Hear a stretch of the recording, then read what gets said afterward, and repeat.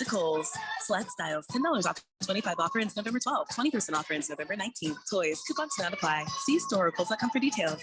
Your home has gone way up in value, but have you taken advantage of it? This is Rob Canyer with a phenomenal opportunity to tap into some of your home equity, earning tax-free income and eliminating your mortgage payment while staying in your home as long as you want. With home prices leveling off, don't wait to learn more about the new reverse mortgage. This is a safe and proven money-saving and tax-free income opportunity for homeowners age 62 and older. Call me, Reverse Rob, and learn more today at 602-REVERSE. That's 602-738-3773, or download my app by searching Retire Right with Reverse Rob.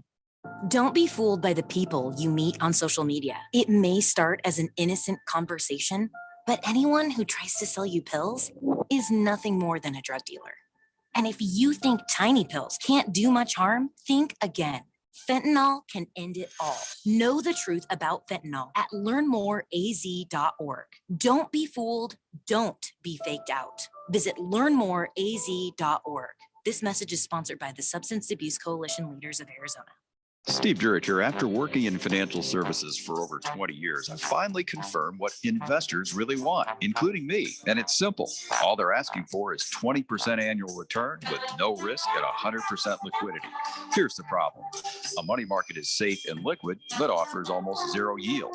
Mutual funds and ETFs are liquid with upside potential, but aren't safe. A carefully selected next generation index annuity through IQ Wealth may offer 10% ample liquidity, principal protection, and a lifetime income yield potentially double to triple that of quality bonds. By yielding more income using fewer dollars, our system allocates more money for you for capital growth.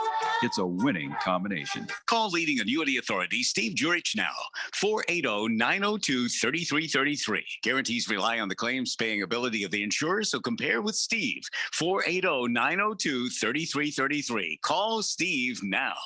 Live from the Harmon Solar Studios in Scottsdale. This is KQFN Tempe. Also transmitting on K25CD Phoenix, 99.3 FM. And K240 U Fountain Hills at 95.9 FM. Today is Veterans Day. Thank you for your service. The Army, Navy, Air Force, Marines, and the Coast Guard. Thank you for your service. Today is Veterans Day. Thank you for your service. A day to honor all military service members. Honor military servicemen and women. Service and sacrifice. Risk their lives for their country. Thank you for your service. So let's say a big thank you to all the veterans. Happy Veterans Day. Showtime. All right, people, settle down because it's time. For what? Showtime. When does it start? Right now. 3, 2, 1. Let's get on with the show. Let's do it.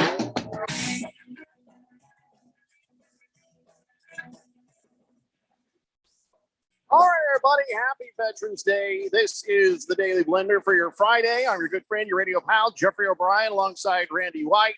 We got Keon Rose in the control room, and you guys are on the Fanatic text line, 888-368-1580, as we broadcast live in the Harmon Solar Studios in Scottsdale. I have veterans in my life. Randy has veterans in his life. Keon might have met one somewhere. I don't know. My dad was. Dad? Oh, was your? Oh, that's right. I forgot about that.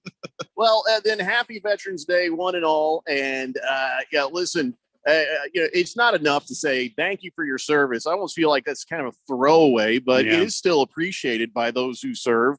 Even though I feel like you shouldn't nice to be saying more than just that. You know what I mean? I feel like they gave so much that's just not enough. But I guess in passing, if you don't know somebody, it gets weird if you go beyond that. So thank you for your service. I guess we'll always do, even though it seems not so much. I think Veterans Day is a nice day that you say that, but then you also try to do something. And like I saw, GoFundMe, for instance, had a special page for projects that veterans were trying to either start or some of them are maybe struggling with homelessness and things like that, where they're able to raise money and get those needs met. Maybe head over there and help out a vet. Yeah, but I mean, I was ahead of this back when I was 11 years old. When I was 11 years old, our neighbor, he was a veteran, and on every Veterans Day, I'd say to him, "Happy Veterans Day. Today, I'm not going to hit on your wife." And then I would run away. Yeah. Oh, that's what you would say to your. Lucky him. What? By the time he was out of that chair, I was nowhere to be found. So, but in seriousness, though, so today being Veterans Day, again, it's not enough. But I got a big old list of deals for veterans. Stuff you can go out and take advantage of. The freebies. Yeah. You can get some free coffee at Starbucks. They got free or hot or iced coffee for vets, active duty personnel, and their spouses. You can also find free coffee deals at Einstein Brothers, Circle K, and I think Krispy Kreme's giving out free coffee and a donut too. Let's see, for dinner, Applebee's is offering all veterans and active duty military a free meal plus $5 off their next meal. Other places you can get stuff like free meals, Olive Garden, Chili's. Let's see, California Pizza Kitchen. Let's see, which one of those places? No, it's Cheesecake Factory, where it's got like a phone book of a menu. So they didn't offer you nothing, so don't worry. Let's see, Little Caesars, Fridays, White Castle. Oh God, why? Red Lobster. So somebody has to like it. Wiener Schnitzel and Hooters. There you go. And then some other random food deals are free hot dog at 7-Eleven. Outback has some free Bloomin' Onions for veterans. Chuck E. Cheese has a free one topping small pizza. Red Robin and Hard Rock Cafe, they both have free burgers. Buffalo Wild Wings has free boneless wings and fries. And TCBY, do we have any of those around here? I think we do. They got some frozen yogurt there.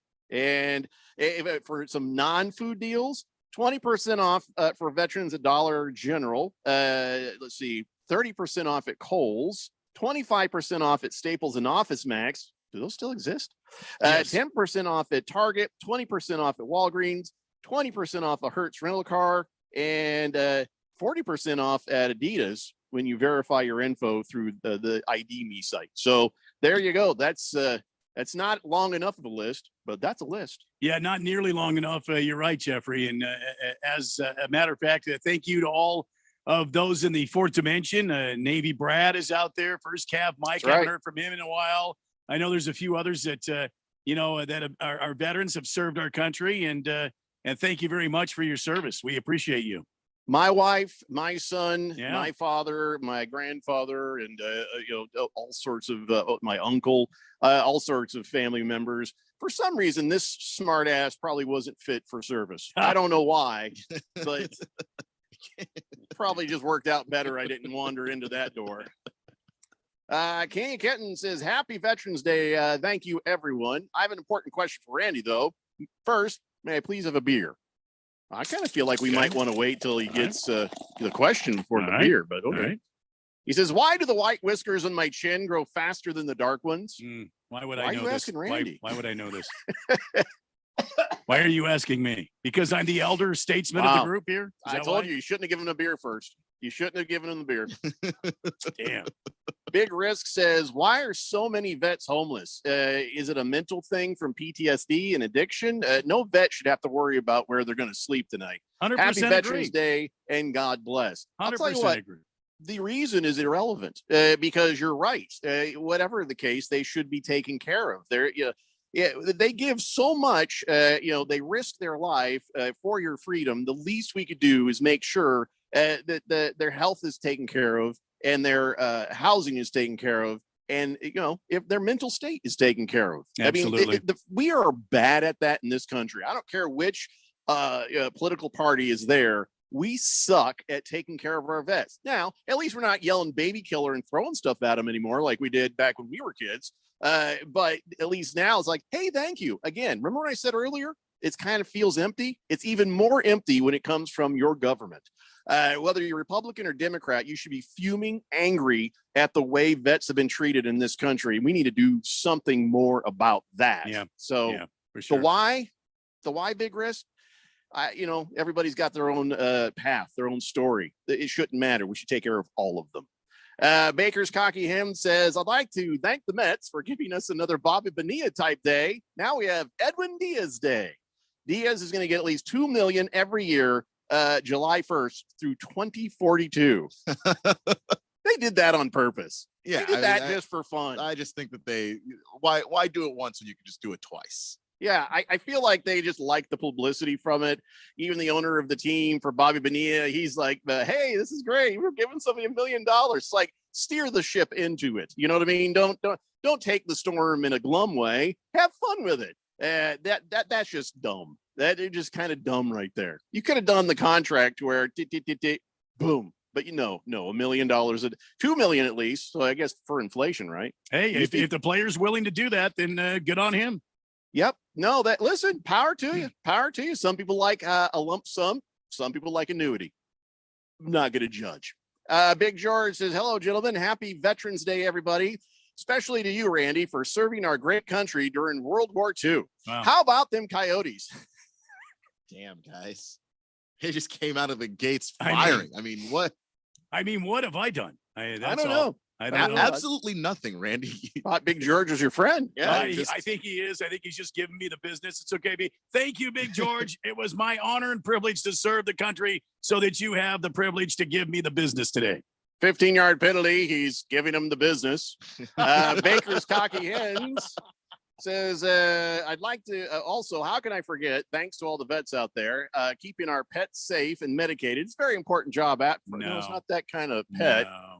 Although you should remember to spay and neuter your pets and make sure they practice responsible, sexual practices. Yeah. Hashtag put a glove on a dog. Yeah. Boy, there's a lot there, Baker's Cocky Hens, that no, I'm just gonna let you live in that. No, you're right. You're absolutely right. You're in a good place.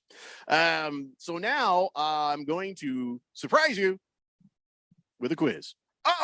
Pop quiz. That's right. Veterans Day pop quiz to see what you know. And Randy, you keep your hands off that Google. I see you with your mouse right now trying to get Google ready to act. All right. I want to see your hands. Show me your hands. Show me your hands. Neither of you are showing me your hands. There you go, Keon. There you go. All right. Keep them where I can see them. Okay. How many branches of the military are there? Just shout it out if you know it. 5. Incorrect. 3. What? 3. This is not Price is Right. I know. 6. Lowest amount doesn't win. There's actually 6, but 4 you can take seriously.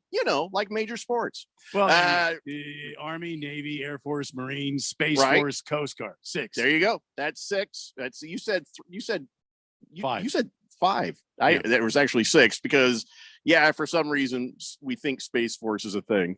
All right, here's the next one. Okay, so if you call somebody in the Army a soldier, what do you call somebody in the Coast Guard? Boy, I don't know this. I have sad. many That's what you call them. It was Sad. Try not to go there. Coast Guardman. Coast Guardsman. Guardsman. The Coast All right. Guardsman. All right. So in the Navy, you call them a Seaman. I think we're looking for sailor. Sailor. Yeah, that's the word I was looking for. In the Marine Corps? Jarhead. No, Marine. It's just Marine. Just a Marine. Okay. I was going to say soldier again because I don't. Devil Dog. Know. Air Force. Air Force. Air Force. Airman. Yes, you are correct. And Space Force, you call them? Oh, I don't know that at all. Spaceman. Guardians. Guardians. Okay. I don't know why they didn't go with Space Cadets. All right, here's your next one. I'm going to take either the guess of an amount or a percentage, but what is the percentage of the population that are veterans? You can say this many out of the 330 some odd million people, or give me a percentage. How many do you think are veterans? 38%. Wow, that is really high. Keon. I will say 15%. Also high, 7%. Oh. That'd be 19 million That's too bad. U.S. military veterans there. That's too bad. Well, it's not too bad. It's also a good thing, meaning, we haven't needed a constant flow of people getting drafted, I guess. Yeah. And of course, we got like 360 million people in the country. So that's what I'm saying. It's an awful lot of people. 7%, 19 million. It ain't small. All right. So the National Guard and Reserve makes up, you can tell me either what percent or how many people.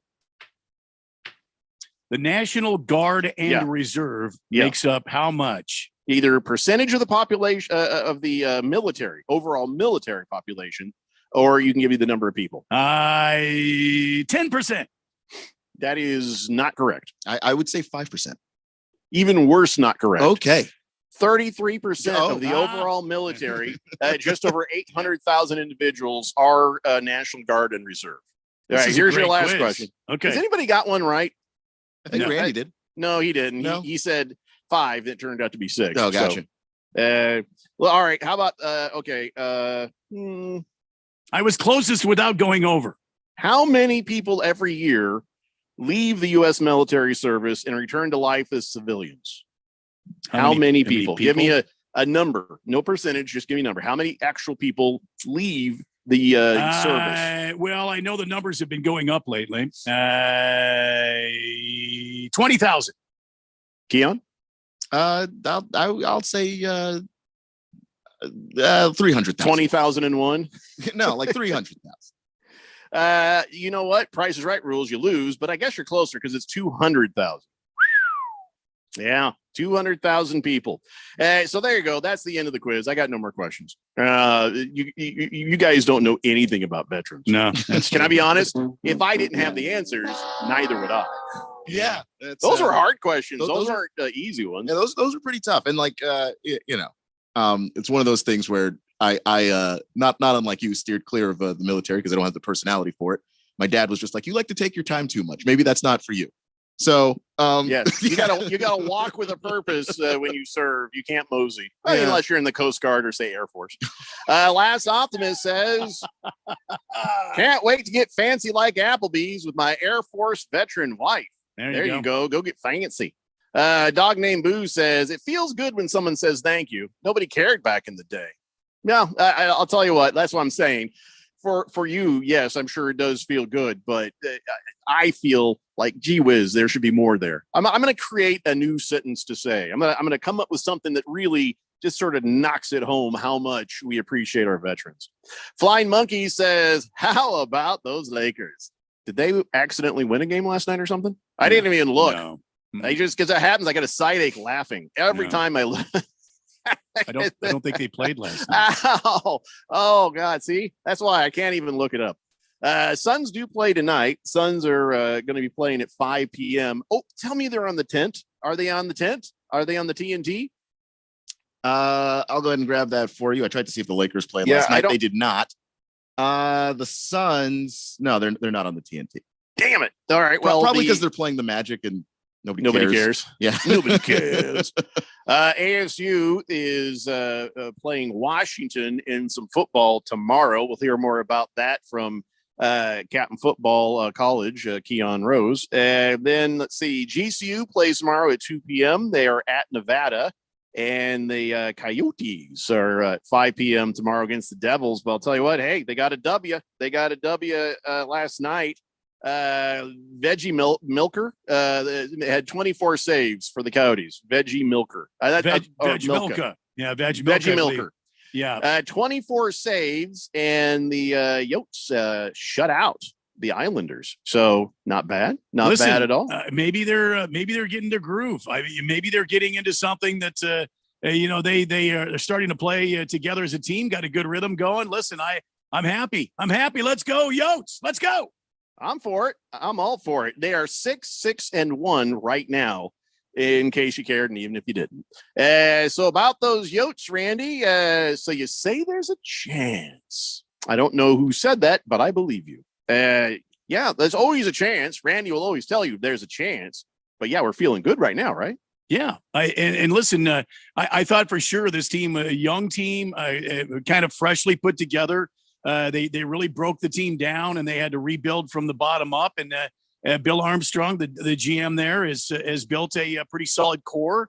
Got some young snipers on the team. Got some veterans on the team. Got a good mix going.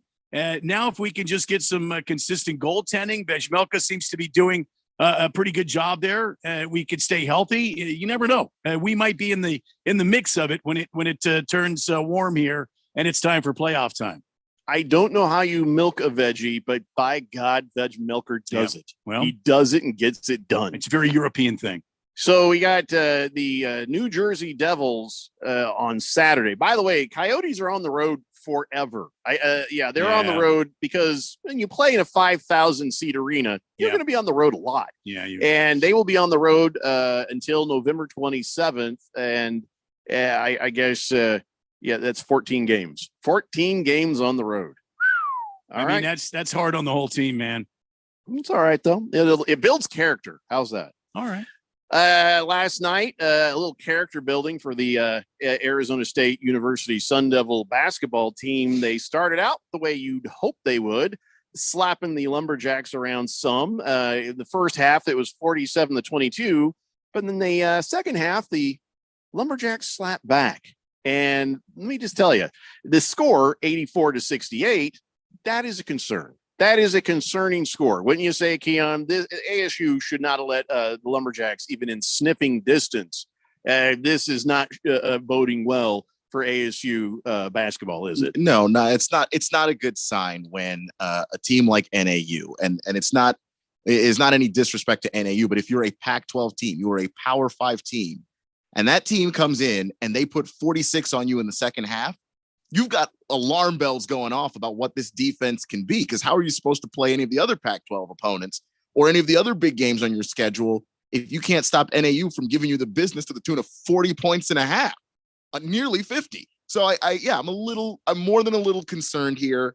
I do think that, the offense does look fine so far, so I'm not going to panic, but I do think that there's some red flags that need to be addressed. Yeah, ASU is now 2-0. NAU is 0-2, and wait till we play someone real. That's the thing. Yeah, that is the thing. That is the thing. But I'm okay with where like DJ Horn did a good job scoring the basketball and stuff. I think that's going to be consistent. But you play somebody real and you fall asleep like that. I don't know if it was, hey, we're feeling a little cocky. We're beating NAU and we just took our foot off the gas, or if there are serious defensive problems at the foundation of how they're being coached to play defense that are causing problems, or if the players themselves are actually not good defenders. So that's what I want to see. Can they get up for games that are big games, or did they just fall asleep here? Baker's Cocky Hen says that is a very concerning score for the guy yesterday who was on ASU minus 16.5 because ASU only won by 16. He says, yeah, those 1-point losses, though, hurt the worst. Yeah, Cheesehead Bill says, hey, everyone, FYI, unless you're a small child, calling a Marine a soldier, it's a quick way to get punched in the face. Oh, yeah. That's right. Yeah. My son being a former Marine, that's true. I would never call him soldier, without a good head start. Well, that's good to know. Thank you for preventing me from getting punched in the face. Yep. Because I wouldn't have meant any harm by it. Let's take a break. And when we come back, let's talk about Thursday night football. What a game, huh? Because some interesting things happened are in and around the game, even though it was a garbage game. We'll talk about that very briefly when we come back. It's the Daily Blender here on 1580, The Fanatic. This is Brent Musburger's action update for Arizona's new home for sports, The Fanatic. Now, here are the latest lines from my guys in the desert. The NFL playing a regular season game in Munich, Germany for the first time as Tampa Bay will take on the Seattle Seahawks. The Buccaneers at 4-5 on the season, while Seattle sits at 6-3. The Buccaneers are a 2.5-point favorite, minus 142 on the money line. Seattle is at plus 120. The over-under overseas 44.5. Sunday night, the Los Angeles Chargers head to Santa Clara to take on the San Francisco 49ers. The Chargers at 5-3, but a defense that's giving up 25 points per game. The Niners sit at 4-4, and they're a 7-point home favorite, minus 300, while the Chargers are plus 245. Red hot winning picks at experts.winnersandwiners.com. Save 75% when you use the promo code ACTION75. Experts.winnersandwiners.com. I'm Tony Desiri with your VSiN Action Update on 1580 and 99.3 The Fanatic.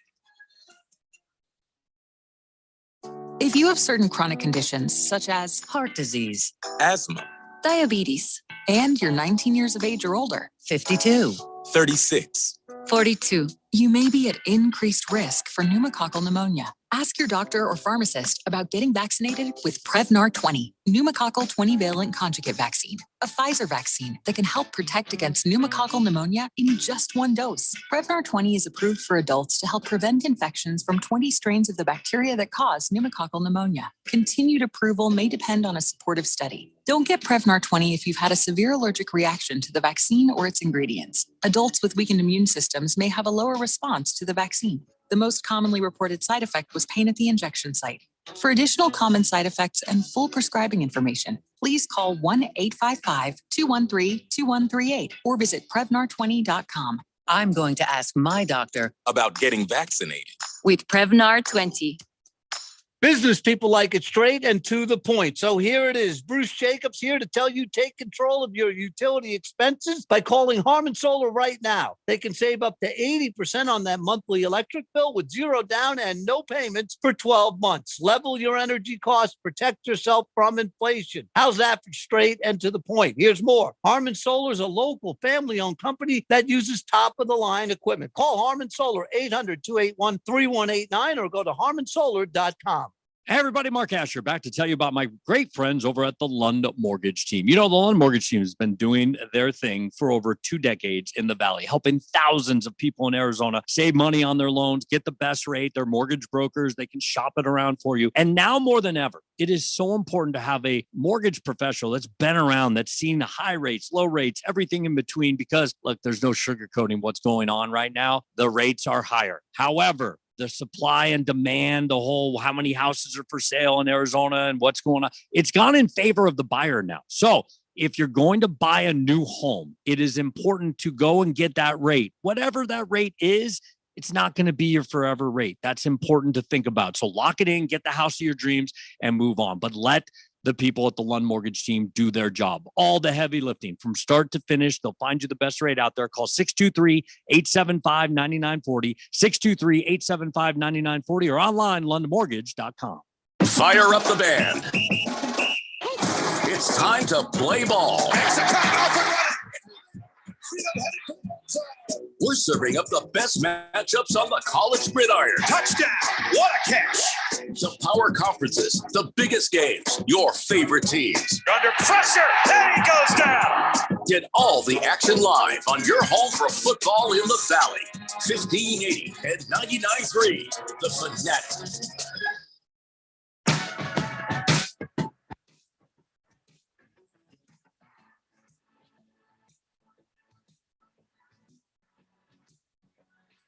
David Blender here on 1580, The Fanatic. Oh, quick, I need to know, Keon, who won that football game with the AIA Game of the Week? Was it Mesa Mountain View or Red Mountain? I believe it was Red Mountain that got the win there. Okay, well, that doesn't make me happy.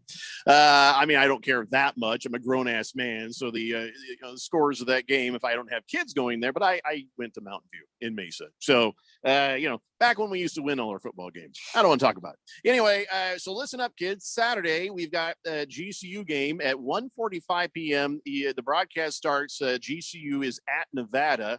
Then on Sunday, we got a day full of football for you. We got the German game, and it's going to be broadcast in German as well. Tom Brady.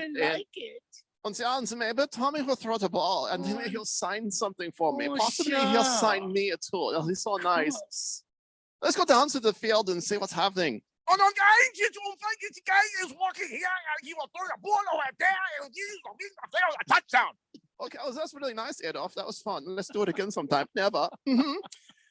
So, yeah, that's pretty much how the broadcast is going to go if you feel like getting up early for it. But Buccaneers hosting the Seahawks. Then at 10:30 a.m., we got Vikings at Bills and Chargers at 49ers for your Sunday night football. And then come on back with us on Monday. We'll have Commanders at Eagles. It's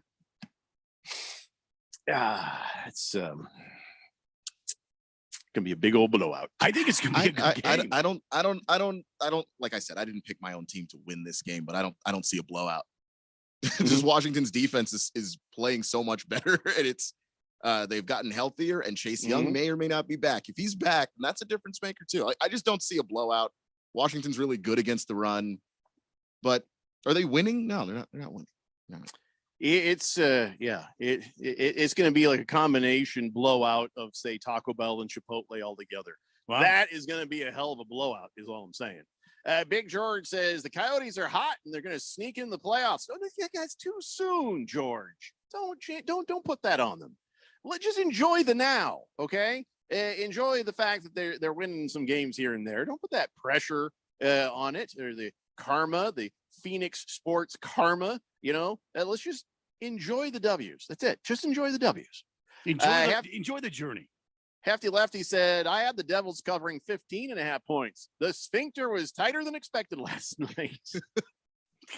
I imagine you're right. A little bit of lemon booty, happens. King of Kitten says, if you've not been in the military, it's probably best to address a Marine as sir.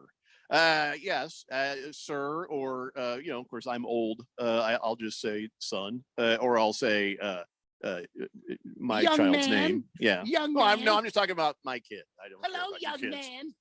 Hello, am I? Okay, that's just really creepy. I don't think I'm gonna say it that Yeah, way. Even when I'm old, I'm not gonna. I might pull one of those out every now and then And so like- kids will get away from me. Like, even if somebody was in the army, it would be weird for me to be like, hey, soldier. Like, I don't know. You say sir to everybody anyway, just because I don't know. I'm not your commanding officer. Why would I even say that to you? I don't know. I'm Just pretty sure even when I'm old, I'm gonna walk around saying, "What's up, effers?" I'll just anybody appreciates that. I I mean, wish I stopped doing that at church, though. Yeah, definitely. They wish that you would stop doing it too. They wish I'd stop coming.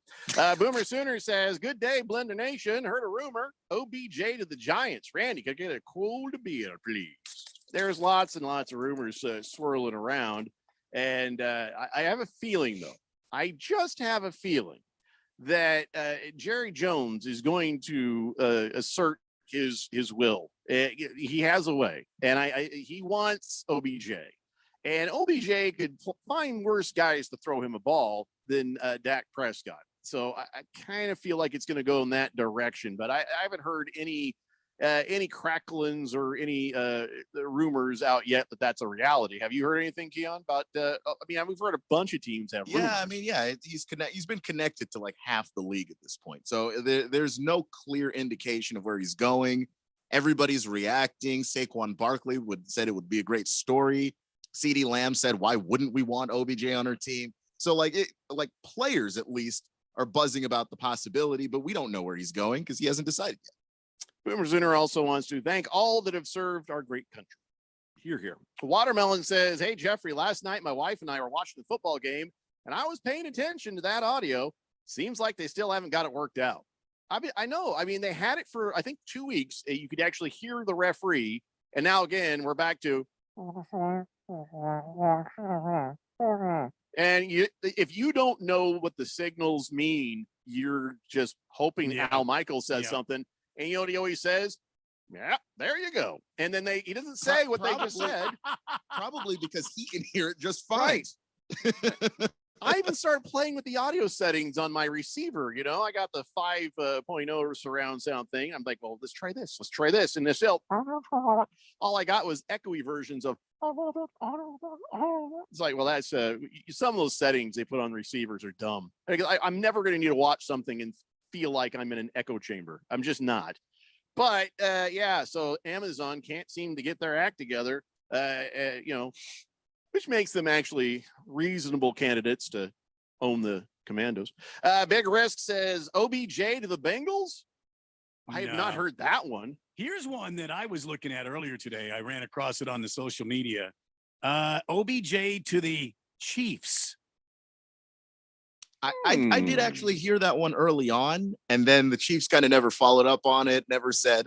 Kelsey talks about maybe restructuring his contract, which could lead to fitting OBJ into the roster. Well, he was talking about that months ago, saying something big might be up, and maybe that is what Andy Reid had in mind. But yeah, I mean, that would give them that star they don't have on the Chiefs. Juju Smith-Schuster's been doing pretty good, but really, and I don't know that if you're OBJ, do you really want to go to the Chiefs? Because it is a group effort. There's no one star. So if OBJ runs out there, and maybe that'll be the way he wants it, but you're not going to be the star on that team. There's no receiver who is the star. He just gets it to whoever looks like they're open. But was he the star on the Rams, though? Because you had Cooper Kupp, had that spectacular season last year. No. He contributed, but I wouldn't say he was the main.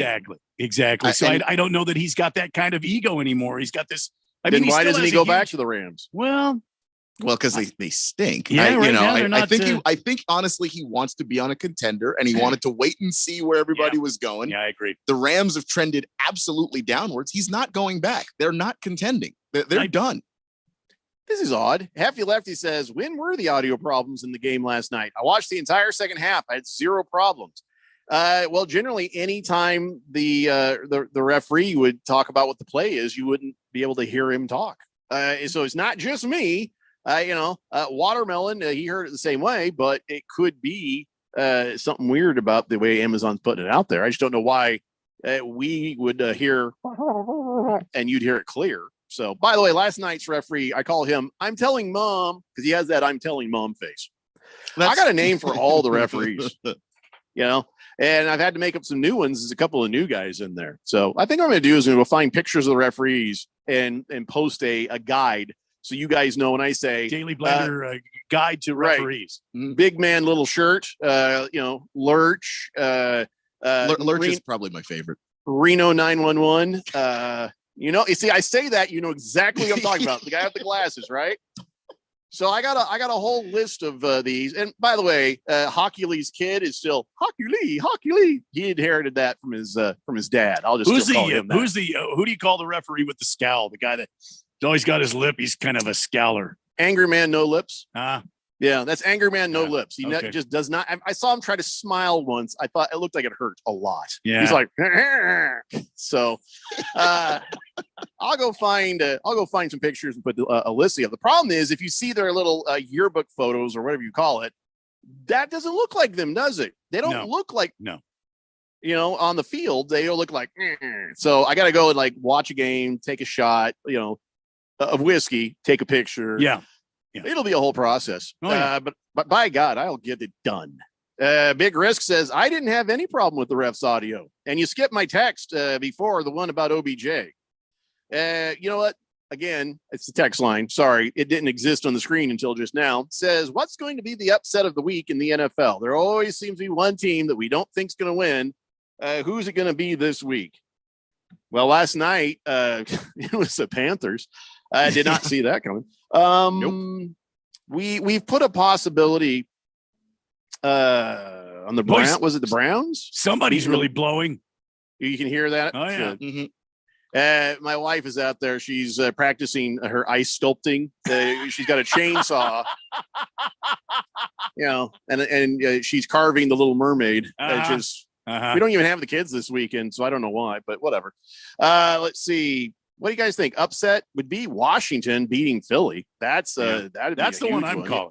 I'm not just ragging on you there, Keon. I'm serious. No, I don't know if it would be the most surprising one, but it would be very surprising. I would not believe it. So I don't know. I'm looking at it. Let's see here. The most surprising, man. Yeah, there's a lot of lopsided. I told you guys yesterday, there's a lot of lopsided games already. But there's you can't see it happening that Jacksonville is going to stun the Chiefs. No, you can't see it happening that Houston's going to stun the Giants. Although that is probably the most likely one because the Giants sometimes can shoot themselves in the foot. But they can. But it's Jacksonville. The Texans are so bad. Texans are so bad. I think I would be the most shocked if the Texans beat the Giants. Most likely, I think, is going to be Washington beating Philly right there. Big Risk says, yeah, Washington beating Philly was my upset pick too. Jagdog says, can we get someone to slip some THC oil into Tom Brady's bag for his trip to Germany? I don't think that they're going to I don't think they're going to treat him the same way that the Russians treated Brittany Griner. I don't think you're going to get that. Germany's a bit of a different country. They're Amsterdam adjacent, if you know what I mean. Don't send people to work camps and all that kind of thing, Well, not anymore. Hefty Lefty says, when were the audio problems in the game? Oh, I read that, or you already sent it. Let's see. Big Risk says, Washington. Okay, a lot of these are popping back up as unread. Okay, I'm having some weirdness with the text line. Everybody relax. Everybody calm down. It's going to be all right. Yeah. We haven't even talked about the game yet. Can we talk about the game? Sure. Yeah. If we must. I was going to say, do we have to? Drake London looked pretty good. That was it. End of story. It was just an ugly kind of game. It was all Dante Foreman running. That was it. That was the whole thing there. Although the the Panthers looked like they might try to come back and get something going. But then Marcus Mariota threw one of the most it was one of the funnest passes to watch. He's just about to get sacked. He goes down. He's on his ass. He's already down, right? But as he's rolling over, he's like, and he throws this ball. It was amazing that it came out of his hand at all. And it was caught by the other team.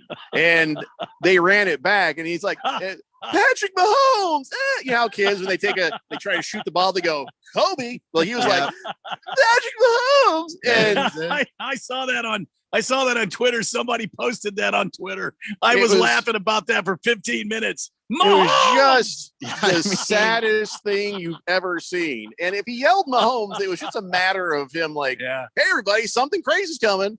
But still, that was probably don't want to do that one again. I mean, I get it. Goodness. Desperation towards the end of the game, and it didn't count, so it didn't really hurt him. But still, the only thing cringier than that, the only thing, you know what? I'll tell you, and you probably already know. Think it in your head, and we'll shout it out when we come back. If you're listening in your car, you're like, oh, I know it was cringier. If you watched any amount of the post game, you would have seen a clip of this. And I mean, you might have seen it on Twitter. There's actually something cringier than Marcus Mariota trying to throw a ball from sitting on his ass. And we'll talk about that when we come back. It's the Daily Blender here on 1580, The Fanatic. First, we decide where we want to go. Then we need to know the best way to get there. Hi, my name's Adam Barata. I'm the owner of Advantage Gold. We're the highest rated precious metals firm in the country. We teach people how to own physical gold and silver. Now, we've won the Best of TrustLink Award 4 years in a row because we educate our clients on how to buy gold and silver the right way. We don't pay celebrity spokespeople millions of dollars. We'd rather pass that value on to you.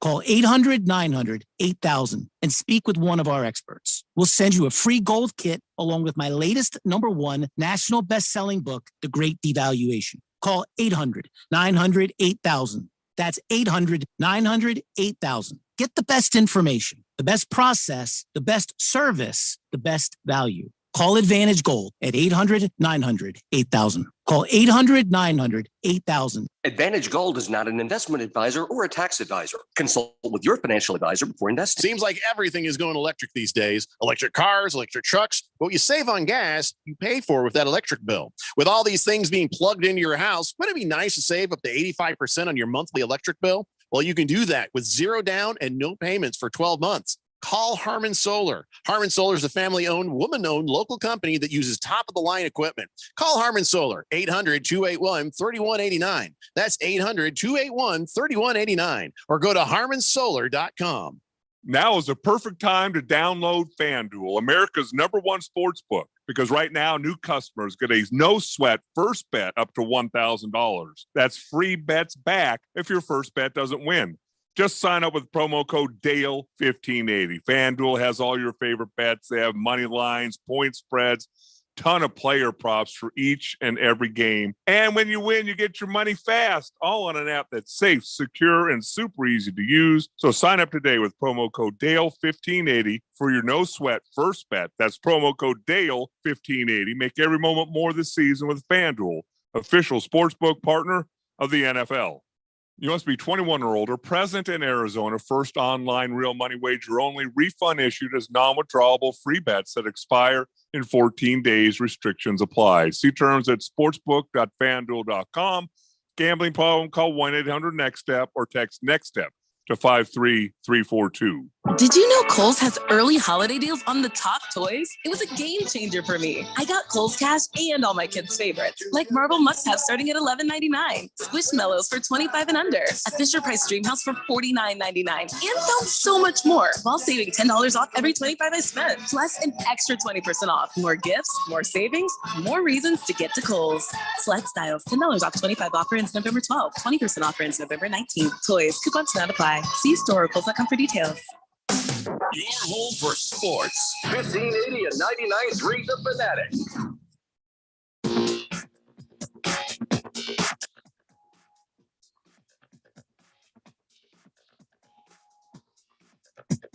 Cincinnati Blender here on 1580 The Fanatic. And so last night's game, unremarkable, just, you know, a couple of good rookie plays and whatever. But yeah, we saw the what do you coin a phrase on him, you know, rolling over, throwing the ball from his buttocks and chucking it up in the air wildly, yelling, Mahomes. So what do you call that play?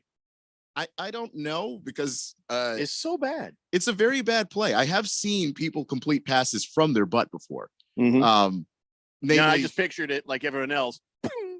Tom Brady threw a touchdown pass from his butt, and so did Doug Williams once upon a time. No, those are the only two that come to mind. Marcus Mariota's not either of those guys, though. So add the word from sitting on, because when you say from their butt, I see it coming from their butt. You know what I'm saying? Okay. From sitting on their butt. Yeah. I just didn't want to have like you might have a word short. Well, maybe I could, because I was trying to avoid rhyming it, but the ass pass. Yeah, the ass pass. There you go. I like that. That's not bad. So there was something even more cringier, and I'm sure everybody already knows what I'm going to say. It's at the end when the offense is coming off the field, right? And high fives. Everybody's like, "Hey, good job, man." And you know, this is towards the end of the game, and Baker Mayfield's standing there because you know he's there, and he starts headbutting the O-line.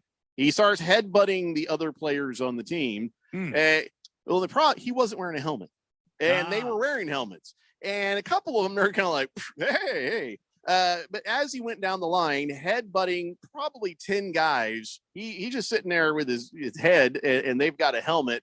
A couple of them looked at him like, what the F is wrong with you? Yeah. Like, boom, they were like the shock. It's like they didn't see it coming. He just goes, boom, right in their face mask, some on the helmet. And he's all, not even like, okay, watch me on the screen here. It wasn't one of those straightforward boom that you do helmet to helmet. He was just sitting there trying to get the top of his head going, bah. And so it just looked awkward and cringy. And a couple of guys were looking at him like, hell is wrong with you? Like, why are you hitting me, little man? And then like, did you just headbutt me without a helmet on?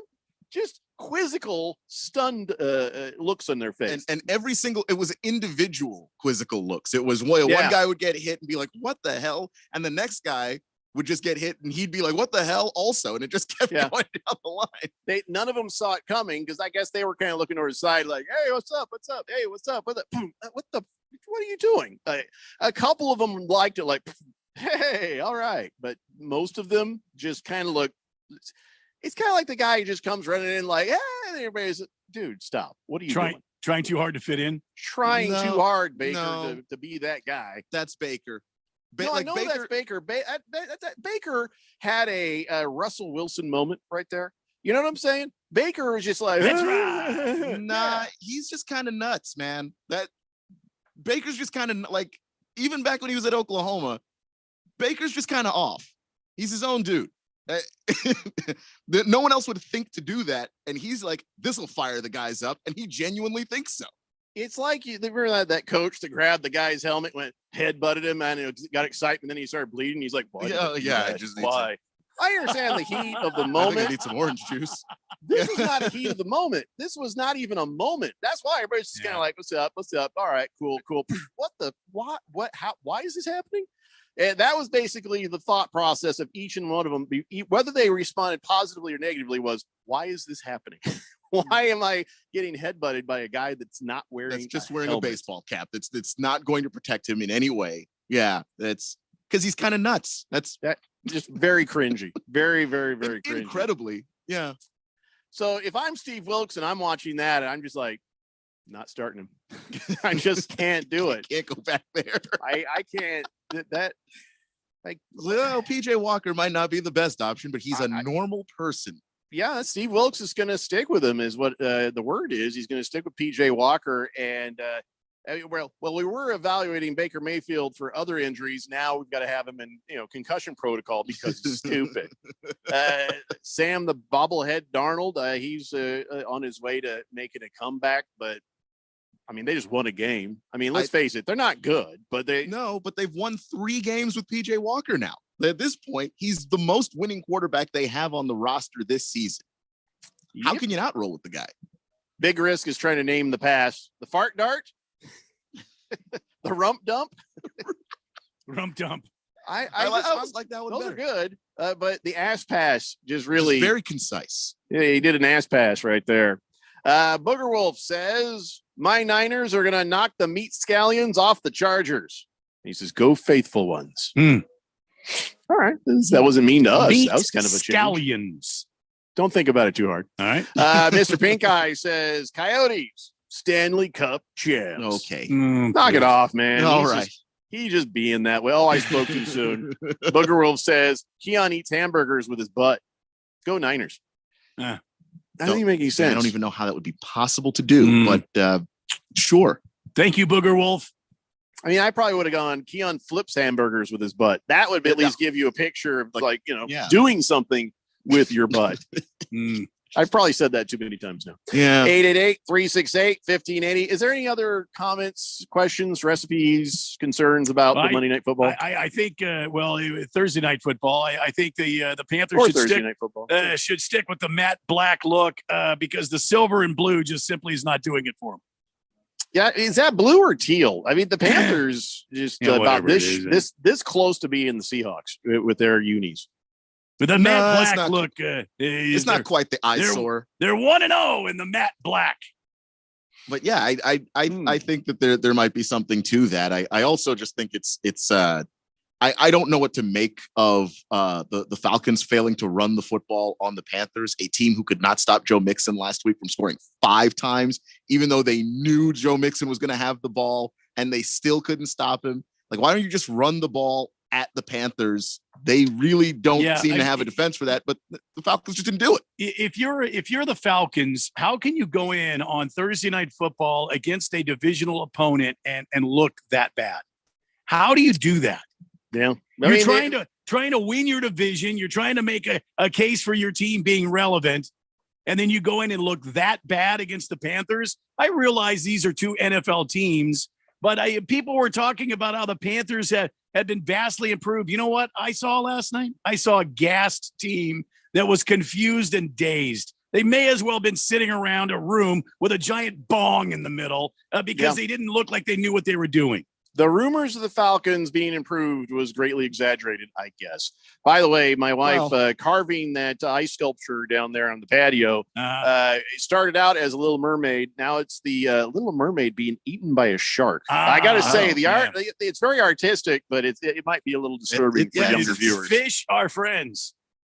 Not food. So I do think the Falcons are improved because they did draft in the top 10 of the draft last year and get 4 wins. They're going to be an improved football team by the end of the season. They'll have a better record than they did last year. But that looked ugly last night. It looked incredibly ugly. Man. And the thing is, you have an opportunity to take control of a division because the Buccaneers are surprisingly bad.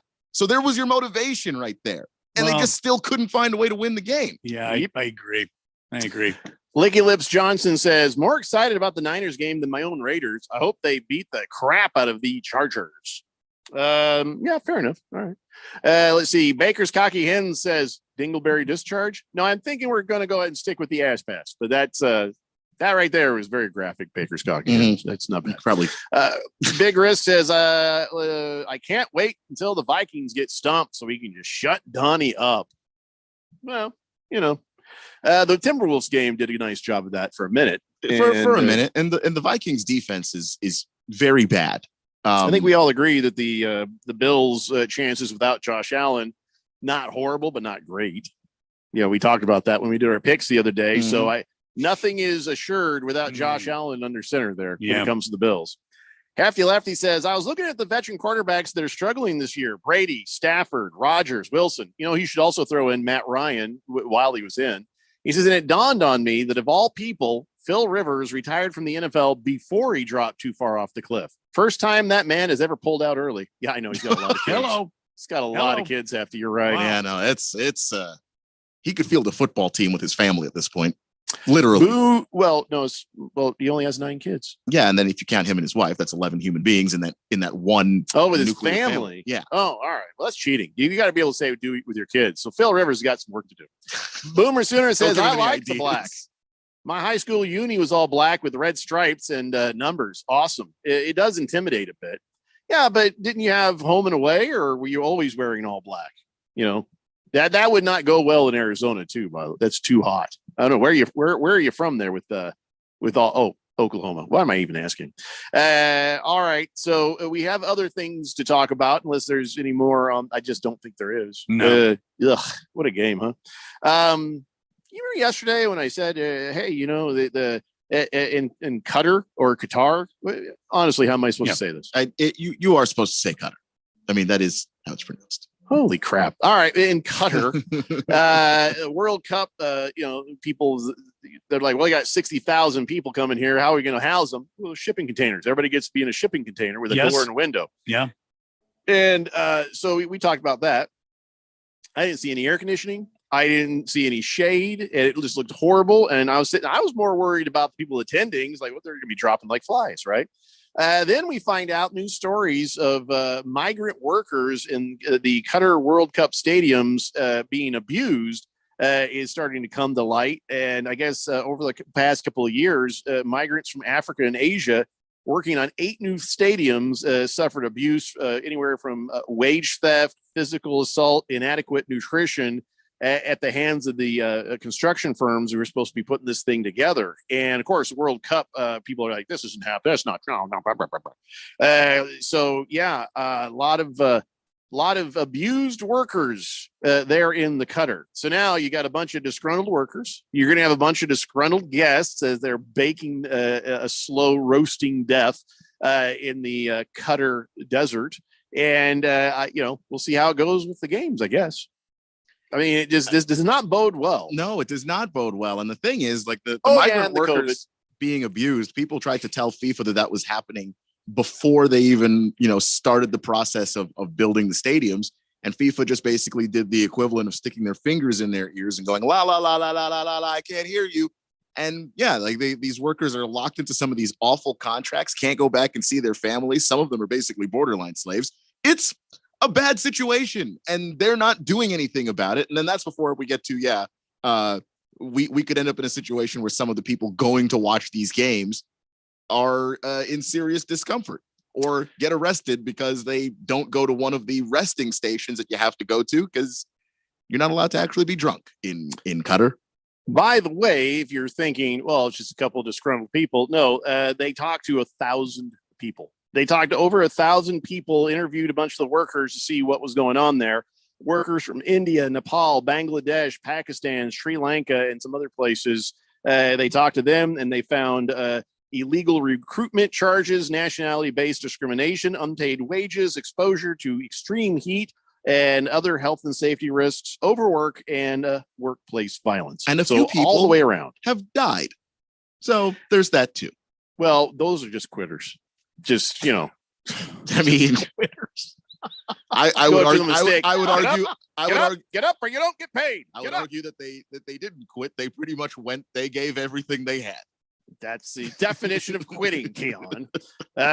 Flying Monkeys says, can't wait to see Aaron Rodgers running for his life 4 quarters from the Dallas defense this Sunday.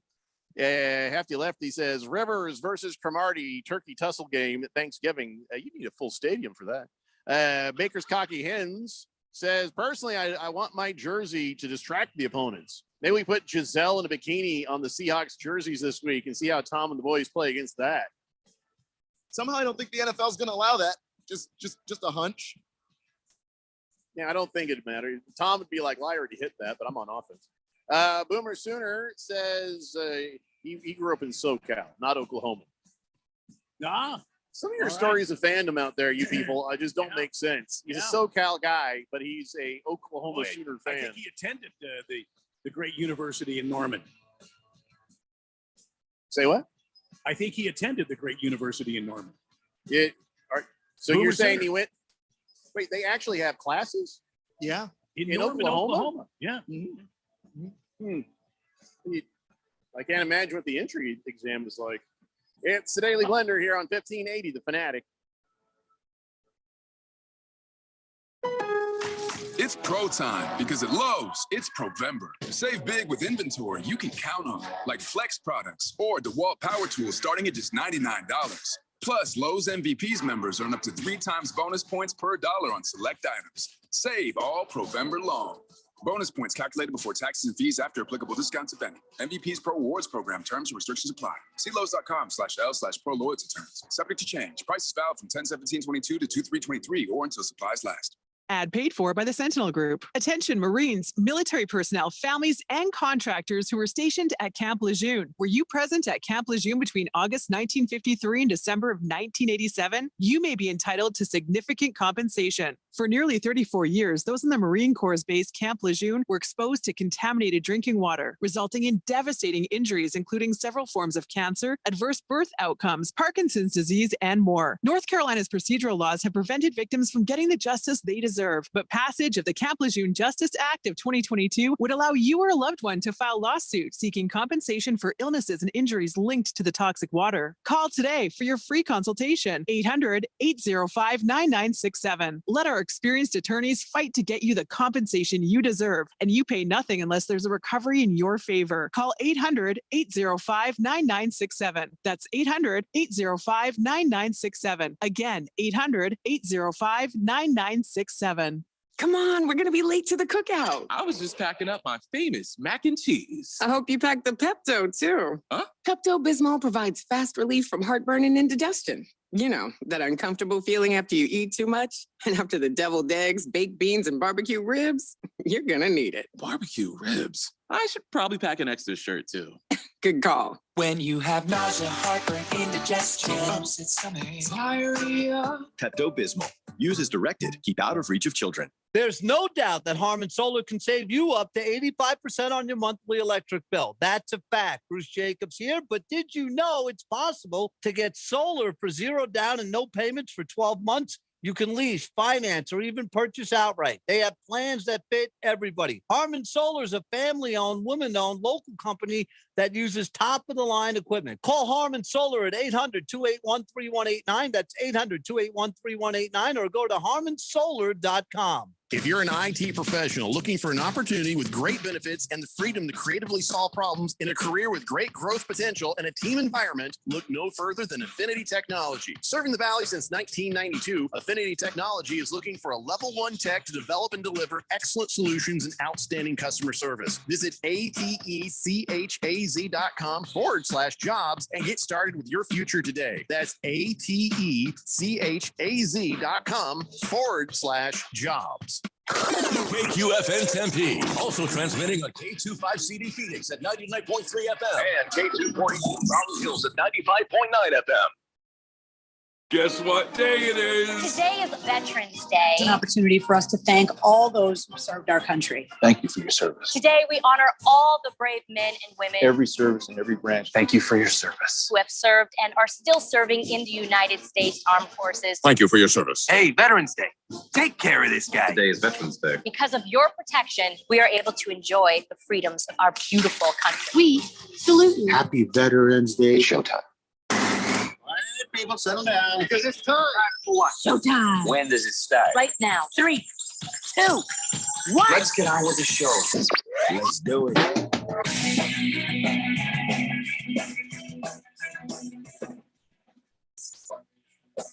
All right, everybody, it's 4 o'clock on your Veterans Day edition of the Daily Blender. I'm your good friend, your radio pal, Jeffrey O'Brien, alongside Randy White. Got Keon Rose in the control room, and you guys are on the Fanatic text line, 888-368-1580, as we broadcast live in the Harman Solar Studios in Scottsdale. Yes, once again, happy Veterans Day, everybody. You're all heroes in my book. Thank you very much for all you've done for this country. Still working on a better way of saying thank you for your service, so it doesn't just become, hi, how are you? Good to see you. Hi, how are you? Good to see you.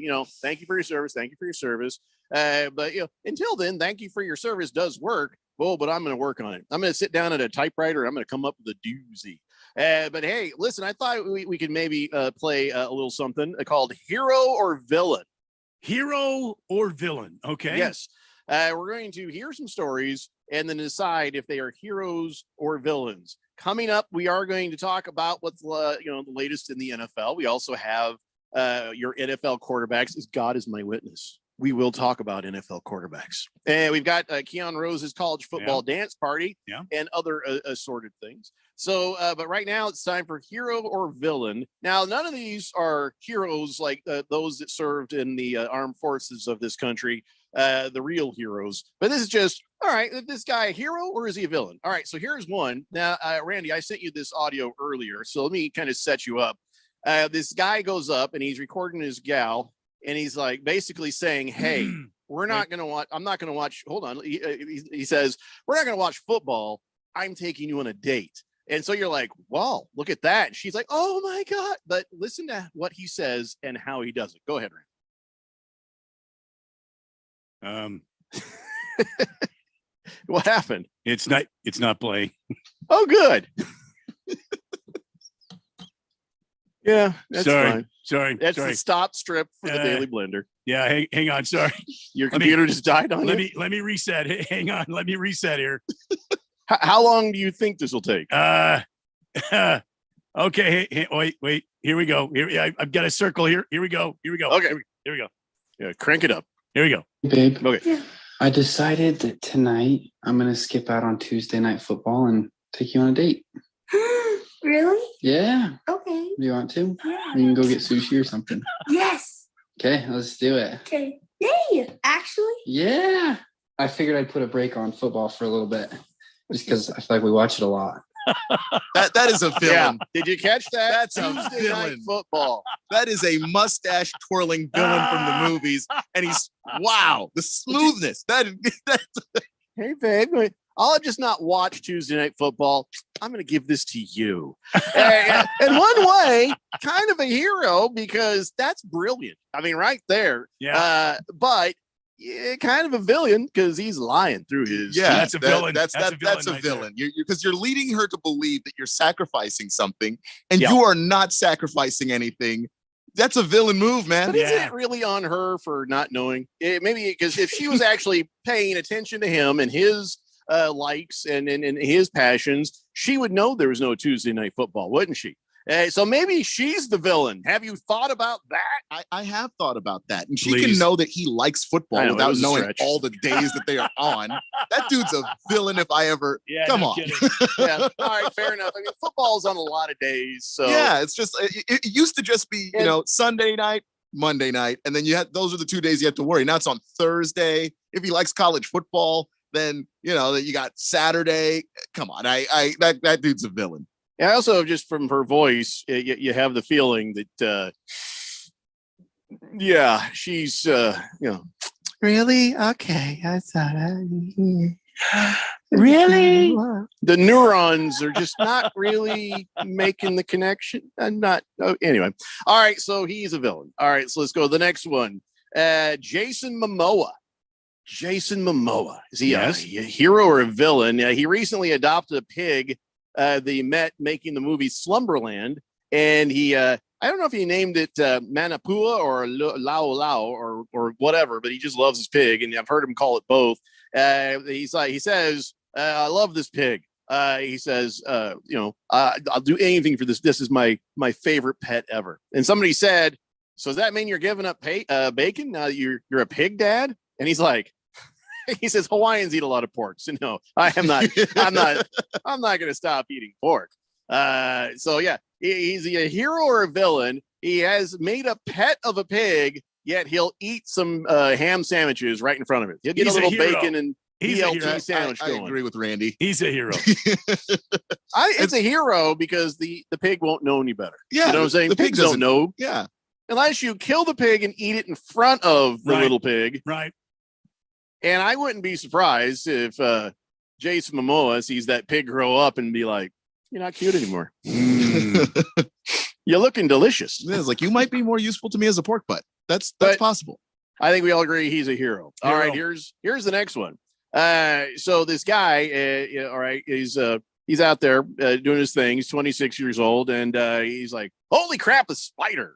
And so he's like, do I stomp on it? Do I kill it with fire? I'll kill it with fire. Except for he was up there on a mountain. He sees the spider, tries to burn it with his lighter, and he set the ground on fire by mistake. And yep, that's right. Huge huge, big old fire. You gotta be kidding me. It was by Provo, Utah. It burned about 40 acres. So luckily, rain put it out, and so they didn't have to. It could have turned into a giant thing. I'm sure. Come on, man. That was luck if you've ever heard it. But I get it. You're trying to kill a spider. We all want to kill spiders. We hate spiders, but you're carelessly doing it with fire. So is he a hero or a villain? Villain. I'm not fond of the spiders either, but I have a personal rule. If a spider's in your house, you can kill that thing any way you see fit. But when you're out in nature, you're up in the mountains, that's where they live. Leave it alone. You're in their house. If you got to kill it, if it's in your tent or whatever, okay, fine. But leave it alone if it's not bothering you. Yeah, because it's eating insects that you don't like either. So leave the spider. But yeah, he's a villain. Okay, he was also stoned out of his gourd because they found a jar of weed on him. Imagine that. It's a baggie. Yeah, jar of weed. Who else would be in the woods and think to themselves, I'm going to kill a spider with fire? Light the spider on the spider is following me, man. Your boot would have been just fine. Just every time I turn around, I saw that spider. He's right there. It could have been a different spider, but all right. Okay, how about this? Hero or villain? So this guy is sitting on a plane next to this woman, and she had really overdone it with her perfume to the point where he was feeling kind of sick. And on top of that, she was using very strong smelling hand sanitizer. So he chose to mention that, my goodness, your fragrance is very strong. And then she apologized. After the flight, she told him that she has no sense of smell and that he made her very uncomfortable and that he should be more sensitive to other people. So she waited till the end of the flight and then told him off. So then the guy was just like, wait a second. Am I a hero or a villain? I mean, if you don't speak up and tell people stuff, well, they keep doing it. And that's also, isn't that rude to have all that cologne on or perfume on in your somebody else's air?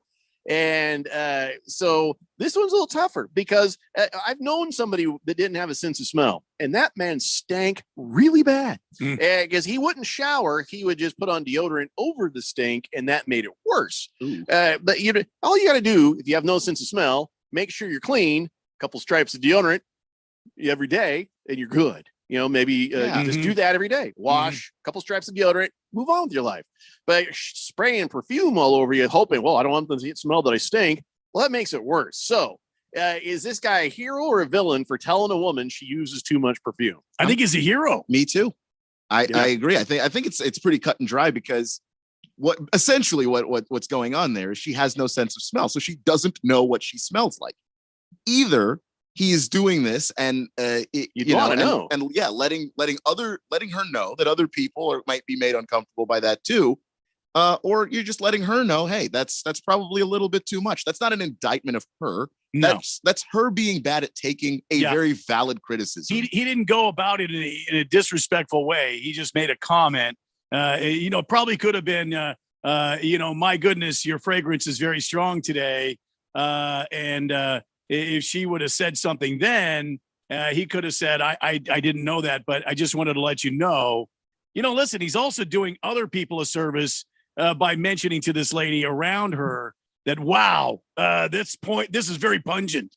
And by saying he was trying to be tactful, it sounds like too. If you say your fragrance is very strong, as opposed to, damn lady, you use too much perfume. Yeah. That's a different scenario. Yeah.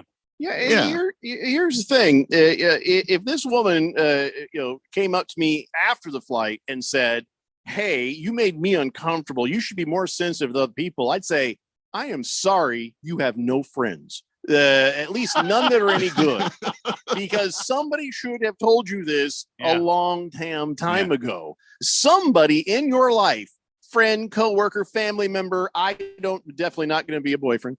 Somebody should have told you, ease up on the stanky stank because you're making everybody miserable. That's what I'd have said. If you're in a coffee shop and you've got too much perfume on, no one's going to say anything. But man, a plane is a giant tube in the sky. We're all trapped in this little cylinder together. You can't wear too much perfume. You just can't. Yeah. You can't open a window without people dying. You know what I'm saying? You just can't. There goes Bob. All right, here's your last one: hero or villain. Okay, so this guy, he shows up at an animal shelter and middle of the night. And he breaks in there and he opens them about 150 dogs. He goes in there, opens up a bunch of cages and lets them go free. He's not he wasn't an animal rights person, and it didn't go well. You know, in the movies, you remember when they'd have an escape from the animal shelter, the dogs just all run off, and they're all like, "Everything's great." Well, in this case, the dogs started fighting with each other. Few were injured. One dog didn't make it. It turned out to be just it was like it wasn't opening the cell doors and having the dogs run for freedom. It was opening the cell doors in a maximum security prison, and then there's going to be violence, and it just went bad. And then they didn't all run off. Only 9 actually ran off. And so anyway, so this guy, George, who did this, he was just really getting in there. He thought, oh, this will be fun. And he stole the van from the shelter. That was really the whole idea. He just thought if I let the dogs out of the cages, it'll be so much of a distraction.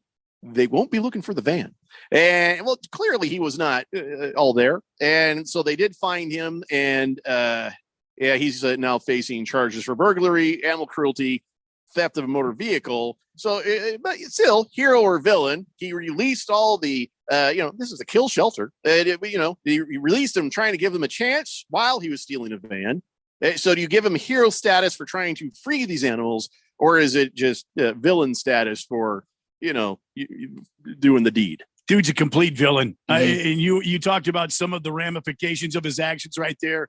Dogs are animals. They need to be taken care of. And some of these dogs were not meant to be on the street. Think about innocent human beings. You've just released some vicious dogs out on the street. Maybe they're in a shelter for a reason, and you've just turned them loose on humanity. And I think it says a lot about me that I'm actually giggling at the thought. I'm sorry. Man.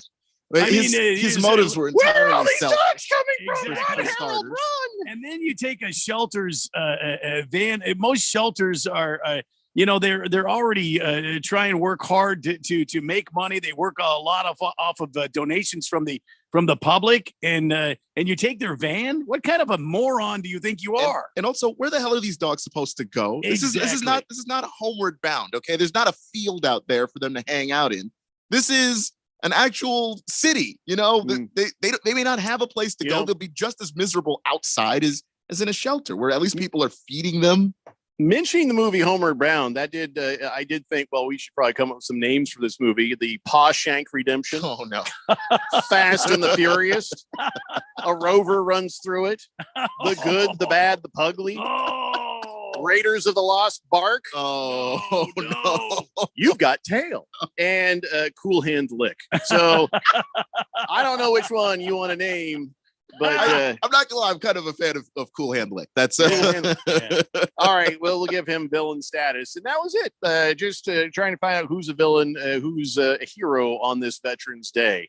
888-368-1580. But of course, all the people who served in our country's military. Your hero.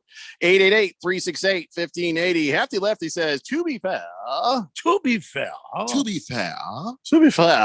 smooth boyfriend there. I think there was college football this last Tuesday.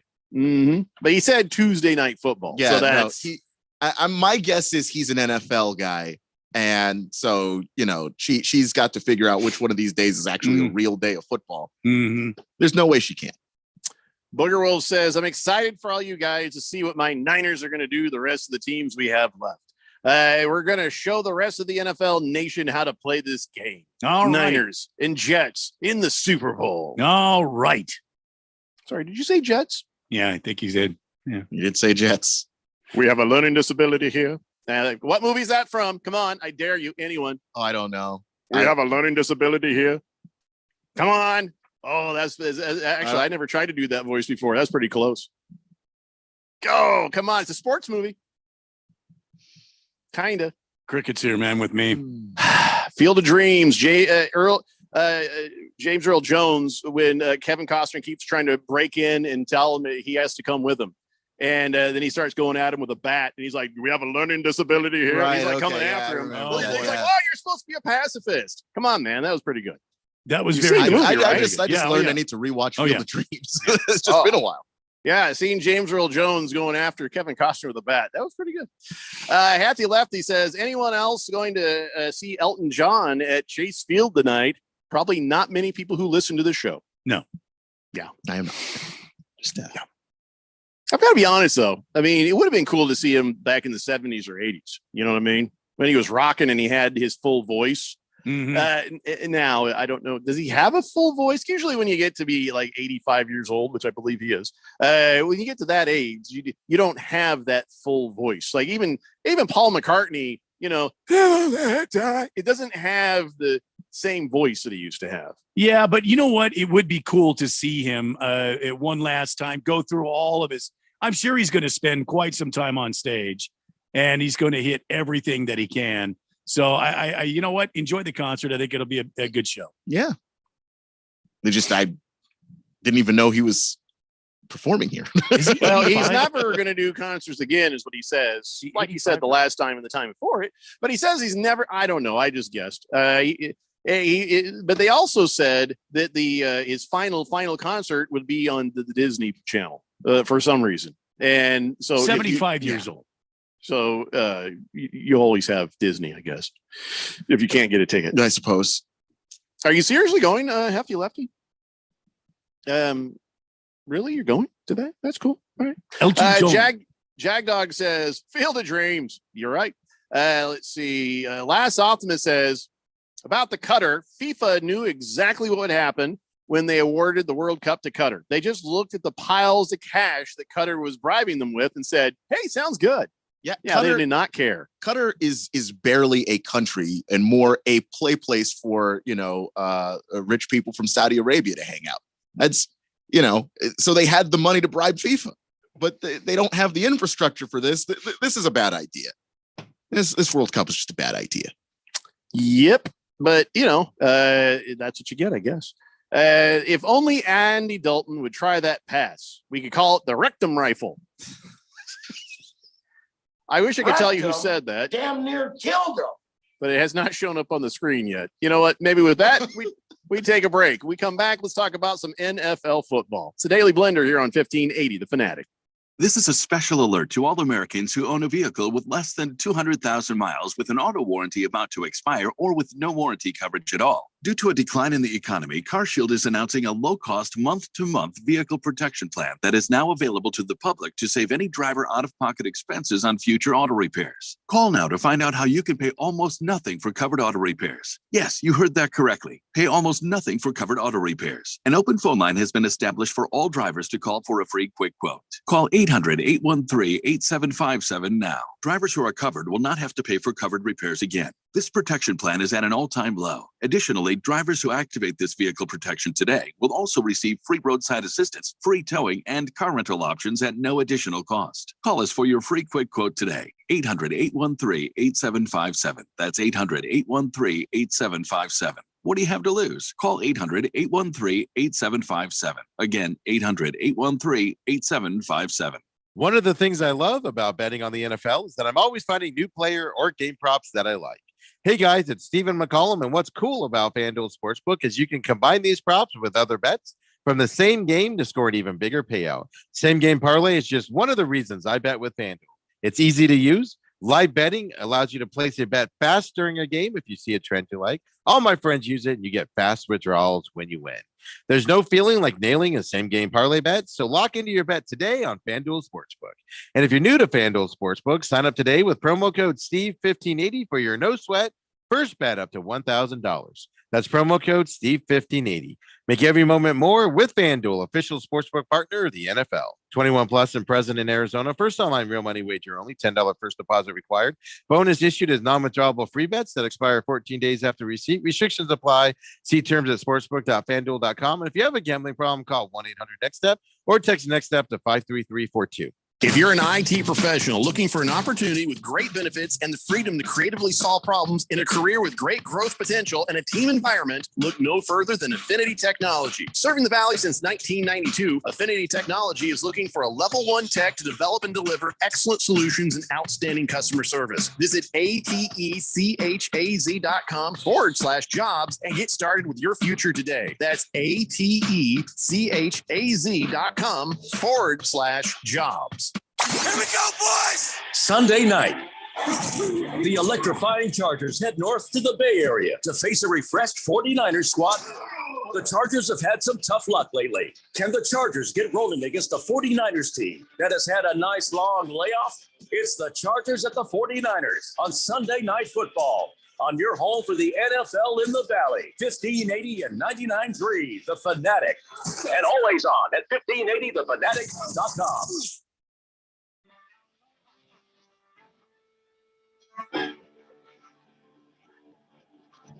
Daily Blender here on 1580 The Fanatic. And well, now I got somebody texting saying it's Qatar, not Qatar, dorks. I've been saying Qatar, and these guys told me it was Qatar. Somebody look this up. Keon, I want you to actually look this up. I need a pronunciation guide on Qatar or Qatar. Yeah, I had heard Qatar, so I figured it was Qatar. So I'll be honest, don't know. So I don't know if you need to call us dorks, but yeah, I guess that's fair. 888-368-1580. Swave Dave says, I saw the Doobie Brothers first final concert tour in 1981. It was great. And it was Pinocchio who had the rectum rifle line earlier. Hefty Lefty says, my wife got his tickets like a year ago to the Elton John. I'm not a knowledgeable fan of Elton John, but I respect the icon that he is. I'm sure the show's going to be rocking, and I 100% will be singing along with the only song I know, which is Saturday, Saturday, Saturday, Saturday, Saturday. Line? Saturday night's all right. He has a lot of songs you'll recognize when you're there, Hefty Lefty. And you'll enjoy it till probably about the time he gets to the Disney era. When he goes from the bitches back to can you feel the love tonight? You're gonna be like, huh, can I start the car? I'll go start the car. I'll be over here. See, Mr. Pink Eye says, here's one for you. Hero or villain? Patrick Peterson. He's a villain, man. He's a villain. He's the worst kind of villain. And I'm not even a Cardinals fan because he was great for the Cardinals there for a minute, and everybody's like, hey, Pat P, he's great on defense. And then he just fell asleep on you. He just didn't make the effort. And everybody's like, I thought he was supposed to be good. He just got a contract. What's going on here? And he stopped giving any kind of an effort, and he was no good. And then he leaves. He goes on. I don't know what his path was to the Vikings, but when he got to the Vikings, now all of a sudden, at least for that game, Patrick Peterson was on fire. It was really not so much him being on fire, but it was more that Kyler Murray was gifting him with an interception. But outside of that, yeah, Patrick Peterson, where was the effort when you were here and we were paying you? That's why people are grumpy. That is what you got an earful out of the Cardinals over, because you just sort of gave up once you got paid. Am I wrong? Well, I think the way that he went about the fact that Steve Keim and Mr. Bidwell were not going to give him the kind of contract he wanted, and he started saying, I want to trade. And then there was the, oh, never mind, I want to stay here. I want to be a Cardinal for life. And, all of that kind of thing that happened. It just, you're right, Jeffrey. I mean, he played well. He has a gigantic ego. The guy is not a Pro Bowl cornerback anymore. And he's got no reason to be, jawing at the Cardinals. Cardinals did a lot for him. So, and he did a lot for the Cardinals at the time, but it ended poorly. And in my opinion, and it ended poorly because he was just had a bad attitude. Yeah. And while he might've had some, I think, justified reasons for being mad at management, you don't take that out on the fans. But they pay to come see you play up to a level. Yeah. He had no right to look the fans or the person handing him his paycheck in the eyes during that time period. He should have been ashamed of himself because he wasn't injured. He was just not giving the effort. He was cruising, and he was just like, whatever. Now he's out there trying his hardest because, he's at a different point. So yeah, it does feel like a little bit of a screw job by Patrick Peterson on the Cardinals. But again, I don't even care. It's not my team. My team's tanking. You're so happy about that. But update on the Qatar debate. Yes. Which one is it? Qatar is how it's pronounced. Like if you go to Qatar and want to pronounce it the way the locals pronounce it, it's Qatar. But Okay. Qatar is an accepted pronunciation. If they look at you and see that you're an American, they'll be like, yeah, Qatar.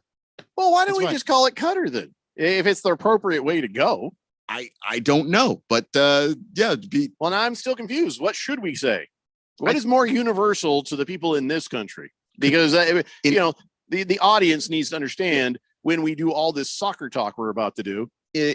As Americans, we can say Qatar and we're fine. You said that with a straight face. I couldn't believe you. I was like, wow, he stuck the landing on that. That's unbelievable. He's not laughing. He's not laughing. Oh, there it is. There That it was is. hard. So, we are going to have some updates for the people who do care about soccer, and those will air. I don't know when, we should know how to pronounce it. That's all I'm saying. It's either Qatar or Qatar. Your choice.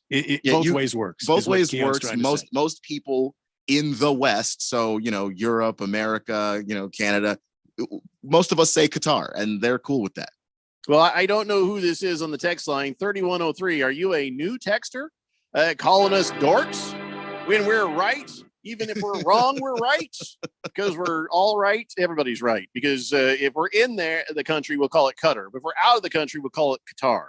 But somebody is better tell me, you know what? I should call up my friends over there. I'll get Kevin Harlan on the phone and I'll find out what are we supposed to call this? Well, I'll tell you what you call it. And he'll be very excited for about an 8-minute conversation until he finally says whichever one is right. And I'll be exhausted, but I'll be very entertained.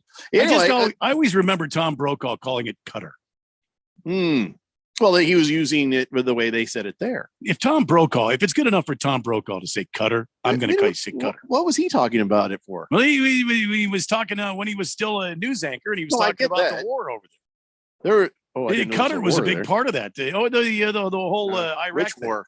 Oh, really? Yeah, I thought it was just the Kuwait original. and Iraq, and us just whooping Oh, no, asses. Qatar was a staging ground there. I told you the Sarge just got back from Qatar. He was in Qatar for a while. Well, we asked the Sarge. The Sarge should know more than anybody. If it's Qatar, it's Qatar. Well, I can't If it's ask him Qatar, right, it's Qatar. right now. He's somewhere. I can't get him on the phone right now. If he's on deep ops, you got to do that thing where he's like, you ring through in the satellite phone. It's your dad. Like, yeah, what's up? It's Qatar. Yeah, that's cool. That's cool. Yeah. Seriously, if we He just it was can't like the give away movies, his we could do position. that. Yeah. Hey, where are you at? You know better than that. Or even worse, hey, where are you at? Turn around. No, I don't want to. Hefty Lefty says, remember, most villains are the heroes of their own story, except for Josh McDaniels. Screw that guy. You are correct. 8406 says, will the soccer updates be in the 4th hour? If I have any say, yeah. You just keep listening. Did we air them? Oh, yeah, we aired them. Yeah, we aired them. Totally aired them. Sure. So I'd like to know who 3103 is. And listen, if you're a new texter, welcome to the program. We don't mind being called dorks. So it'd be great to know, who the hell you is. And if you Dork Whisperer don't have a texter nickname of your own, some cool nickname you always wish you could have, because nobody's ever going to give you a cool nickname except for us. Randy also has a fine selection of new and slightly used texter nicknames if you want. Yeah. What's the latest couple that have come down the pipe? Oh my goodness! Dale's voice is one that I really want to get to.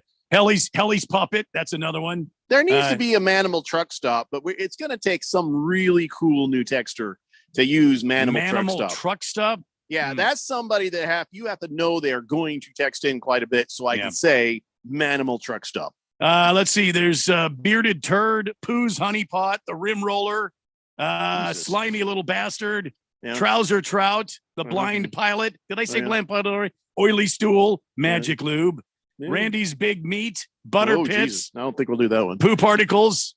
Yeah. Poo Particle. Les Douche. La Douche. Well, listen, so 3103, you need help, we'll give you one. Also, if you tell us a little bit about yourself, we can help name you. Remember the gal who's like, well, I'm a nurse at a psychiatric facility. I said, Nurse Cratchit. She's like, no, Nurse Scratchit. I'm like, deal. So sometimes these things just find themselves. So 888-368-1580. A little bit later, we're going to have Keon Rose's college football dance party. Right now, it's time for the NFL. Not a dance party. We're just going to talk about it. We are going to talk about Keon's Commandos for a second. I got to tell you, I do not blame Brian Robinson. I don't blame his agent for calling out the Commandos for using his shooting as a way to yell at the Attorney General. They're under investigation, not for just frivolous reasons, for the reasons you all know about, financial improprieties, all sorts of stuff. And so, they went ahead and came out and said, well, we've opened a criminal investigation in these things. And so the Commandos come out and they say, well, less than 3 months ago, a 23-year-old player on our team was shot multiple times in broad daylight.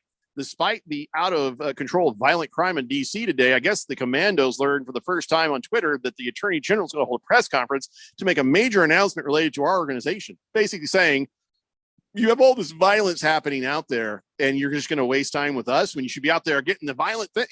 And Robinson's like, I'm trying to get past this. Could you maybe not bring that up as a way to yell at somebody or ask me if that's okay? If can I do that? Because right now you just kind of used your running back as a pawn in a political game, which is just gross.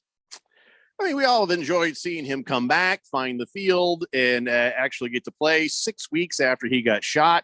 And yeah, you're right. They should be going after whoever shot. But the Attorney General's office, they don't drive around and fight crime. They, they handle it after the bad guys are caught. And now that the bad guys have been caught, well, yeah, they're on the list. But just because you're going after the Commandos for some criminal allegations doesn't mean you can't also go after the guys that shot him. There's more than one person working in the office, And this is just the nonsense that comes out of this organization.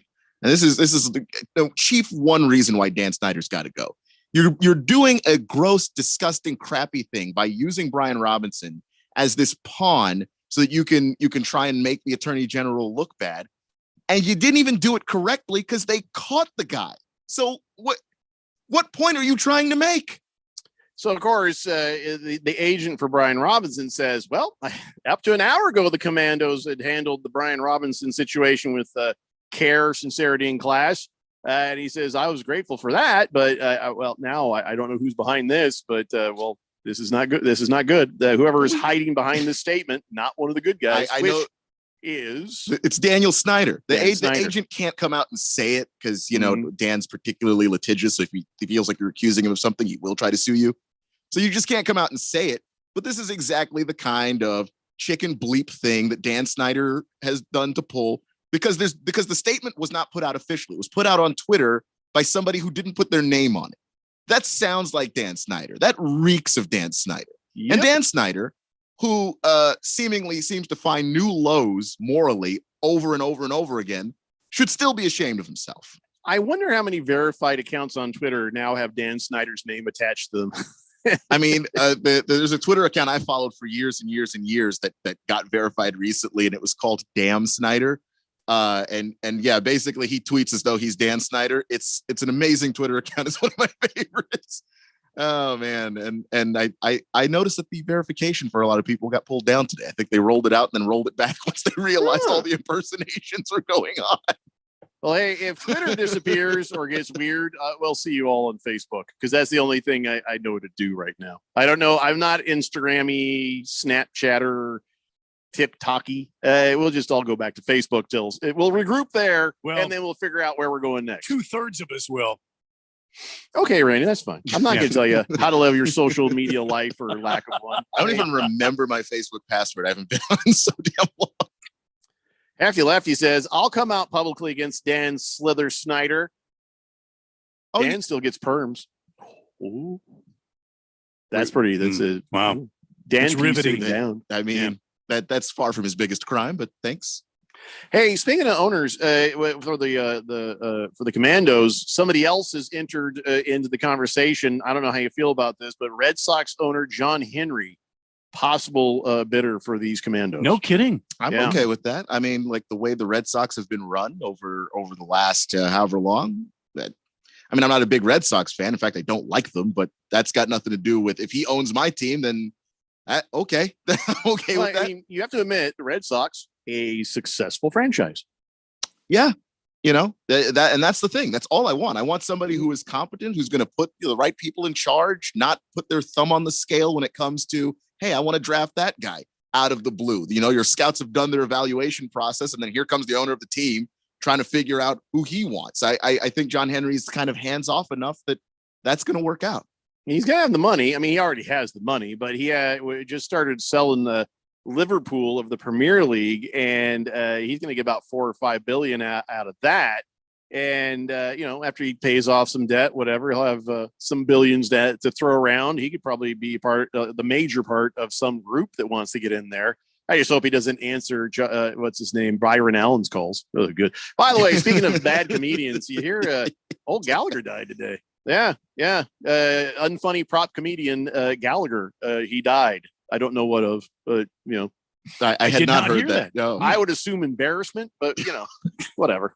Anyways, back to John Henry. So you're cool with basically anybody buying this team. Yeah, that is correct. Like I'm not a big fan of Jeff Bezos and the way that Amazon treats their employees and all that stuff. But like any human being not named Dan Snyder might just qualify and make me happy. Yeah, Hefty Lefty has more allegations against Dan Snyder. Says Snyder gets his eyebrows threaded, and that Dan Snyder calls hot dogs American tacos. Any one of those should be enough. But here's the deal: saying it on the radio isn't going. You're going to have to tweet those things, Hefty. You're going to have to tweet those things out and hope to get sued. That's all you can do. Some of these, like those things, are not good. But Dan's just so awful. It's just 20 years at this point. American Taco is not even the worst on the list for him. It's not even the worst. It's not even close. Yeah, it's not good though. It's not a good look. No, like I said, it's not. You just got to pile up the little pebbles sometimes to make the mountain. You know what I'm saying? Nostramarcus says, hopefully Gallagher was laid to rest with his Sledge-O-Matic. Well, no, see here's the weird thing about Gallagher. I don't know why I even know this, but coming from the world of comedy, it's in there. He has a twin brother, and he tours around with the Gallagher name. It was called Almost Gallagher or What's Left of Gallagher. I don't know what he calls the act. And they had a big fight. They were fighting over the act. You guys are fighting over smashing watermelons and making dad jokes. Seriously? This is a thing? But okay, the great Gallagher empire probably will continue. I don't know if his brother's still alive. But the Sledge-O-Matic is probably in somebody else's possession right now. See, how you have a gimmick is when you die. When the headlines come out, they're all about the gimmick.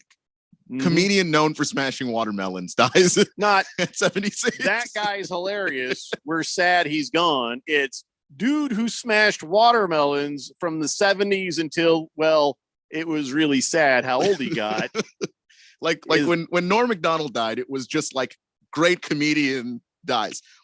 Gallagher, sorry, there's like 5 different headlines that are like fruit smashing fruit died today. Oh boy, here we go. Booger Wolf is back. I don't know. Do I even keep reading this? Keon, I can't believe I'm sticking up for your salamanders, but what the Commanders have responded with is true. Your cancel culture mentality is blocking your common sense. I agree. Get Snyder out, but the district attorney has bigger fish to fry. Booger Wolf, you can fry more than one fish. If you can't, you should not be the attorney general. And the attorney general's office has many different prosecutors. So you can do the big things as well as the other things. And honestly, he's using the Consumer Protection Act to go after Daniel Snyder. And it's not cancel culture. It is just what's something we call the truth. Yeah, or consequences. Like when you continually say, because the district attorney is going after the NFL and going after Daniel Snyder, for those who don't know, because of the investigation into the workplace culture of the Washington Commanders. And that investigation was supposed to be a neutral investigation done by Roger Goodell and the National Football League. But they allowed Daniel Snyder to have input into his own investigation, including what things were and were not released to the public. So if you were somebody who wanted to back away from the Commanders because, wow, that's awful. Like the same way that many people have backed away from the Browns because of the Deshaun Watson thing. You weren't allowed to make that informed decision because the Commanders lied to you and the National Football League lied to you. So no, actually, this is not a cancel culture thing. But also remember that one of the biggest things is also about embezzlement. It's about the money. Yeah, which is that's the SEC's coming after them for that. But they were supposed to be paying to the NFL. So there's all sorts of issues. I mean, you name it, they got those issues. So yeah, you do want your attorney general on that, but you also want them on the other stuff too. And I guarantee you, they've got enough people to do it. So yeah, it's not a thing. The AG's office has many departments. It's okay. But I'll tell you what, Booger Wolf, that was actually well-stated, clear-minded statement, and we wish you'd knock that off. We'll be back. We're going to have to do the Keon Rose's college football dance party in the next hour. When we come back, I'm talking damn NFL quarterbacks, because if I don't do it now, I won't get to. It's the Daily Blender here on 1580 The Fanatic. This is a special alert to all Americans who own a vehicle with less than 200,000 miles with an auto warranty about to expire or with no warranty coverage at all. Due to a decline in the economy, CarShield is announcing a low-cost month-to-month vehicle protection plan that is now available to the public to save any driver out-of-pocket expenses on future auto repairs. Call now to find out how you can pay almost nothing for covered auto repairs. Yes, you heard that correctly. Pay almost nothing for covered auto repairs. An open phone line has been established for all drivers to call for a free quick quote. Call 800-813-8757 now. Drivers who are covered will not have to pay for covered repairs again. This protection plan is at an all-time low. Additionally, drivers who activate this vehicle protection today will also receive free roadside assistance, free towing, and car rental options at no additional cost. Call us for your free quick quote today. 800-813-8757. That's 800-813-8757. What do you have to lose? Call 800-813-8757. Again, 800-813-8757. Hi, this is Nick LaCapria with the Daily Sports Quiz. There's been some great National League hitters over the years. Pete Rose, Hank Aaron, Willie Mays, just to name a few. But can you name the last National Leaguer to hit 400? The answer is coming up. When you want trivia from the world of sports, Daily Sports Quiz host Nick LaCapria has it. Baseball lovers, go online to baseballtrivia.org. Basketball fans, check out basketballtrivia.net. Football fans, head on over to footballtrivia.net. Hockey trivia, that's hockeytrivia.net. And boxing fans, log on to boxingtrivia.net. Stay tuned to this radio station for the Daily Sports Quiz or visit Nick LaCapria's sports-specific trivia websites. The answer to today's Daily Sports Quiz, name the last National Leaguer to hit 400, the great Bill Terry, who played his entire career with the Giants. His career average was .341. Terry would become a major league manager after his playing days. I'm Nick LaCapria with the Daily Sports Quiz. If you're an IT professional looking for an opportunity with great benefits and the freedom to creatively solve problems in a career with great growth potential and a team environment, look no further than Affinity Technology. Serving the Valley since 1992, Affinity Technology is looking for a level 1 tech to develop and deliver excellent solutions and outstanding customer service. Visit atechaz.com/jobs and get started with your future today. That's atechaz.com/jobs. Did you know Kohl's has early holiday deals on the top toys? It was a game changer for me. I got Kohl's Cash and all my kids' favorites, like Marble Must-Have starting at $11.99, Squishmallows for $25 and under, a Fisher-Price Dreamhouse for $49.99, and found so much more, while saving $10 off every $25 I spent, plus an extra 20% off. More gifts, more savings, more reasons to get to Kohl's. Select styles, $10 off, $25 offer ends November 12th, 20% offer ends November 19th. Toys, coupons not apply. See store or Kohl's.com for details. 1580 and 99.3 The Fanatic. Arizona's new home for sports.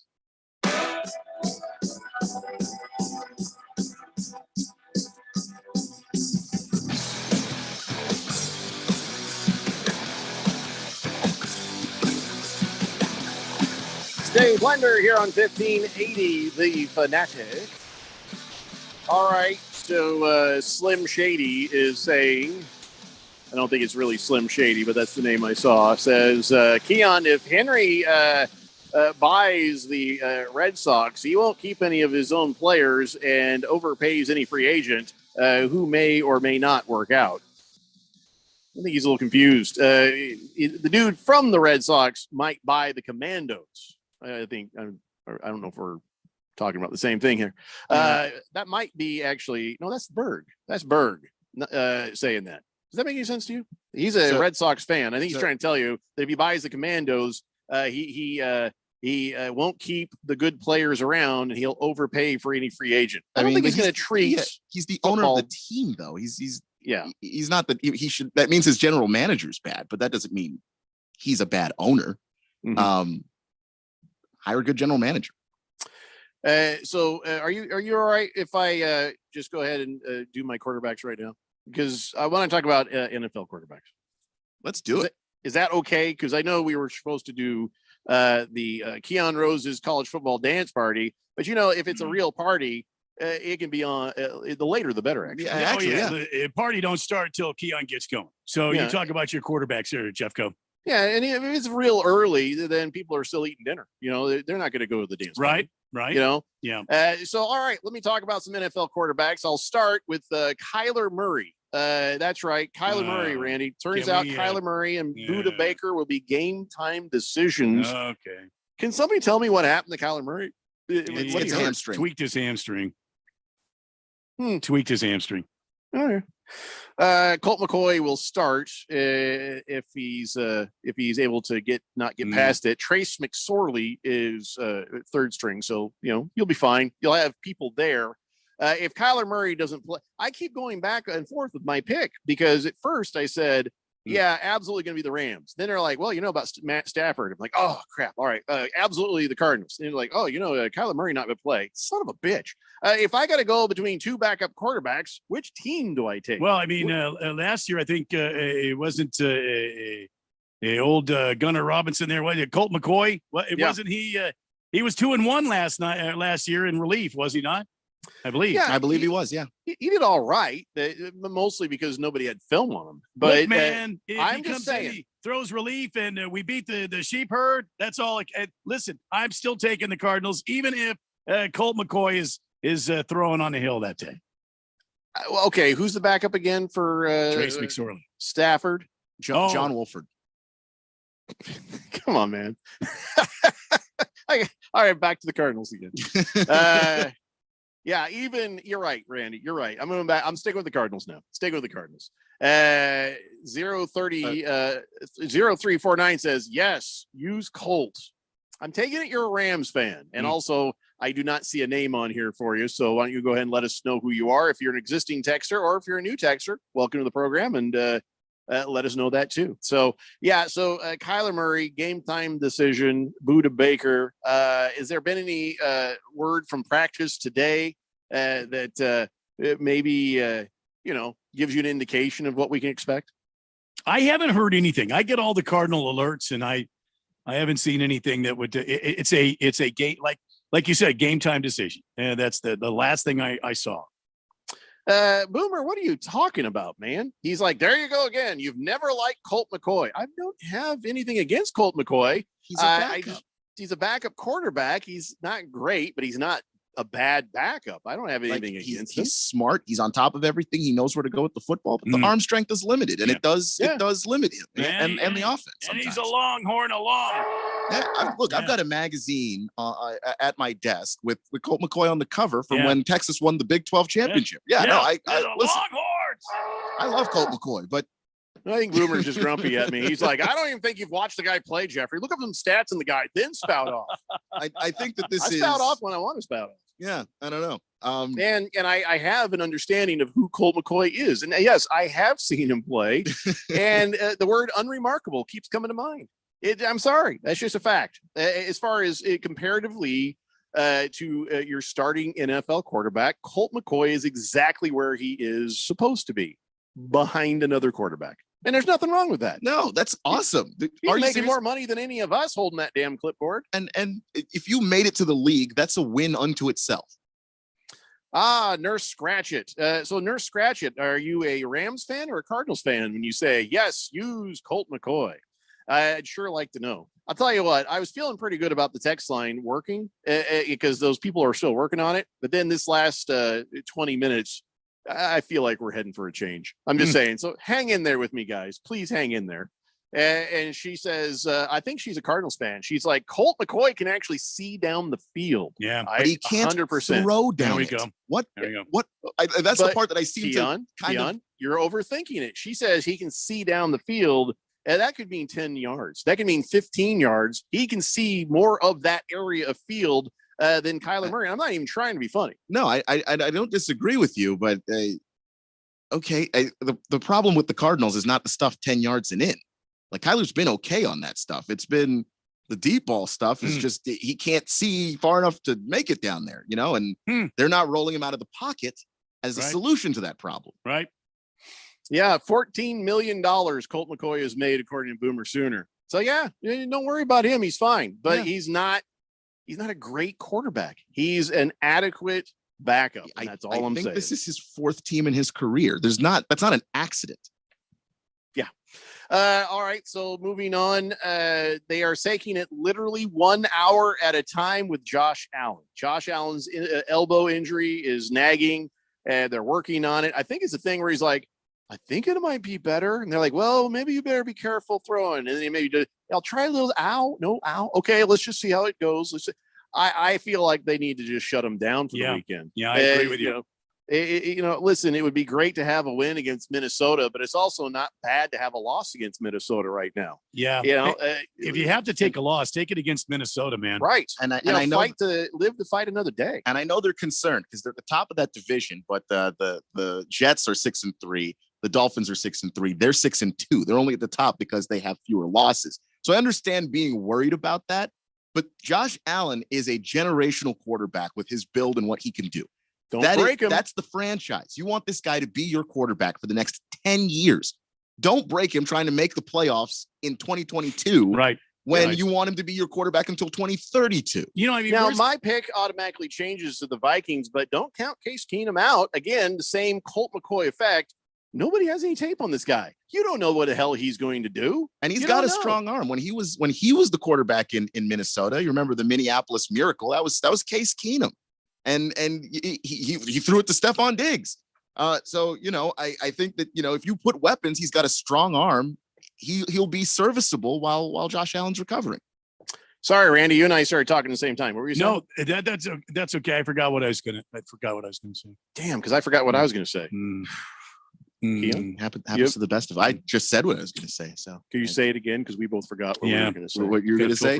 Just say anything. Yeah. Well, Case Keenum is he's got a track record where he's been a good backup in the past, and actually played in Minnesota his entire season as a starter. Made the playoffs, had a run to the NFC title game. I remember. Do you remember now? Yeah, thank God. I can't listen to that about Case Keenum anymore. Listen, the bottom line is if worst case scenario, Josh Allen goes out there, re-injures the arm. He has Tommy John surgery. They shut him down the rest of the season, and they play Case Keenum. Buffalo Bills loses out on an opportunity. Or they rest him, give the arm some chance to heal. They go gingerly about their way on this thing. Maybe he makes it all the way through the rest of the season with some cortisone shots, maybe some therapy on the arm, help him to get through it. But listen, this is nothing to play games with. If he gets hit on that arm again and he really injures that tendon, it's going to be Tommy John, and they will lose him for at least 1 year. So that means well into next season too. For him, it might be the best thing. Oh, yeah. For him right now, doing this might be the best thing moving forward, but it's probably not the best thing for the team. Could be. Boomer Sooner, I wondered how long it was going to take you. I was going to say, that's what I was going to say. He says, I just realized, Jeffco, I'm pulling for a Longhorn at quarterback. Yeah, I thought so too. I thought maybe this was some Boomer Sooner Big 12 defense. I got to defend the conference thing. Oh, who gives a crap about conferences? He only cares about the Sooner. That's the thing. I was confused by it. I was trying to make sense of it. That was the only explanation I had. I was just quietly enjoying it. I was going to bring it up in a second, but I'm glad you came to that conclusion first, Boomer. Hefty Lefty says Vikings have plenty of film on Keenum. Oh, that's right. He's their quarterback. Oh yeah. Okay, I'm going back to the Vikings.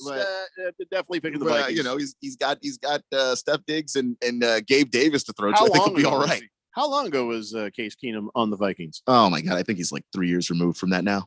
By now, he must be better. Sorry, couldn't do that with a straight face either. King Kitten says, I need to find me a lady for some of that round the clock treatment. What in the hell is he talking? Oh, he's talking about the elbow, the Josh Allen treatment. Yeah, no, he needs like medical attention, not the kind of treatment you're talking. Yeah, can't get you need sexual healing. Booger Will says, side note, speaking of salamanders and reptiles, I purchased a bearded dragon last week, and what a pet, ladies and gentlemen. I would definitely recommend one. His name is Cisco, of course. Bearded dragons are cool, man. I think he's totally serious for San Francisco. I was looking for the joke there. There just wasn't one. He seriously has a bearded dragon named Cisco. Cisco. All right. I thought the joke was anytime you hear bearded dragon, you're thinking, no, there's a joke coming. No, it's like a it's a really cool lizard. Bearded to talk about as many NFL quarterbacks as I wanted. I'm going to pick this back up when we return. That is 2 hours down and 1 to go, ladies and gentlemen. This is the Daily Blender here on 1580 The Fanatic. This week on RVER, sponsored by Progressive Insurance. I'm sorry, I can't operate on that vehicle. But doctor, you took an oath. That RV, it's my son's RV. Oh, doctor, isn't there anything you can I'm not a miracle worker, Sheila. I'm an RV surgeon, trained to save the lives of large injured recreational vehicles, which is definitely a real profession. When your RV really needs saving, Progressive has you covered. See if you could save with a leader in RV insurance. Progressive Casualty Insurance Company and affiliates, covered subject to policy terms.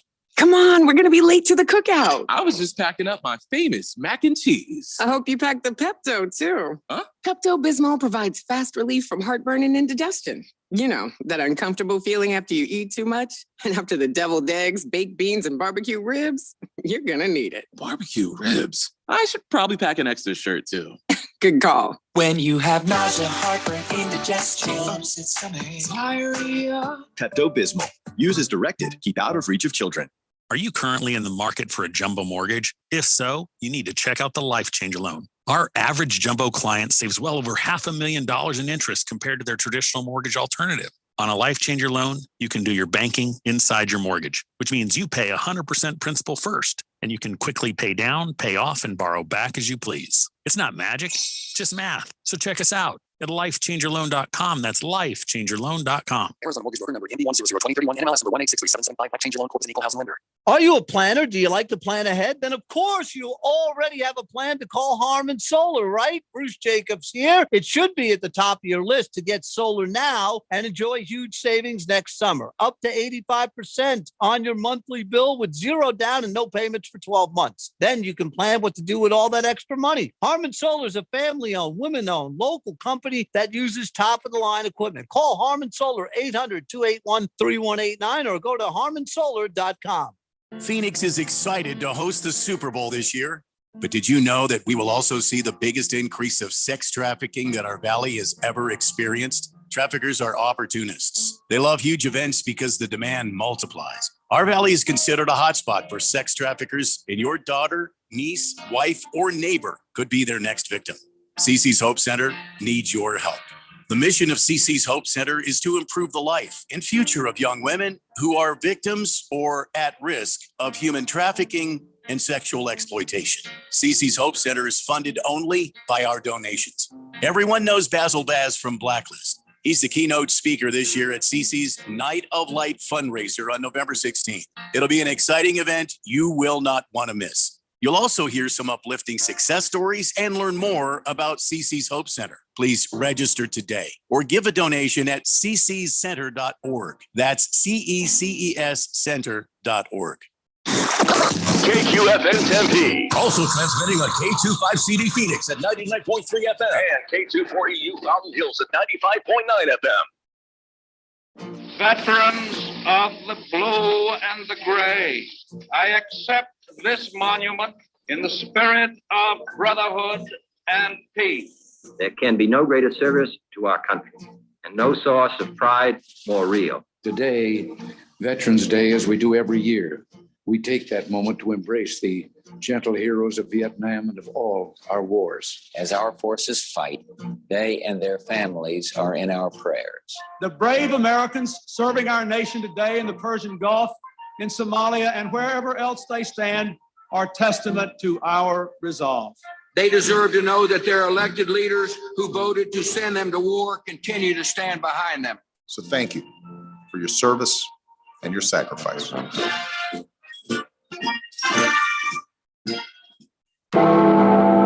It's time for the third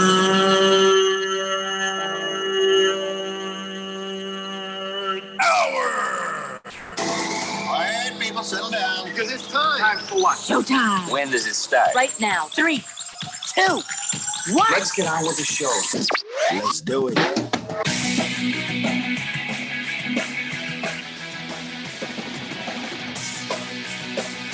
All right, everybody, it's 5 o'clock here on the Daily Blender. I'm your good friend, your radio pal, Jeffrey O'Brien, alongside Randy White. Got Keon Rose in the control room, and you guys are on the Fanatic text line, 888-368-1580, as we broadcast live from the Harmon Solar Studios in Scottsdale on a Veterans Day. Again, there's not enough thank yous in the world to give anybody who has served this country for not a whole lot of pay and not a whole lot of benefit. But listen, we do thank you. We do appreciate what you have done. So happy Veterans Day to all of you.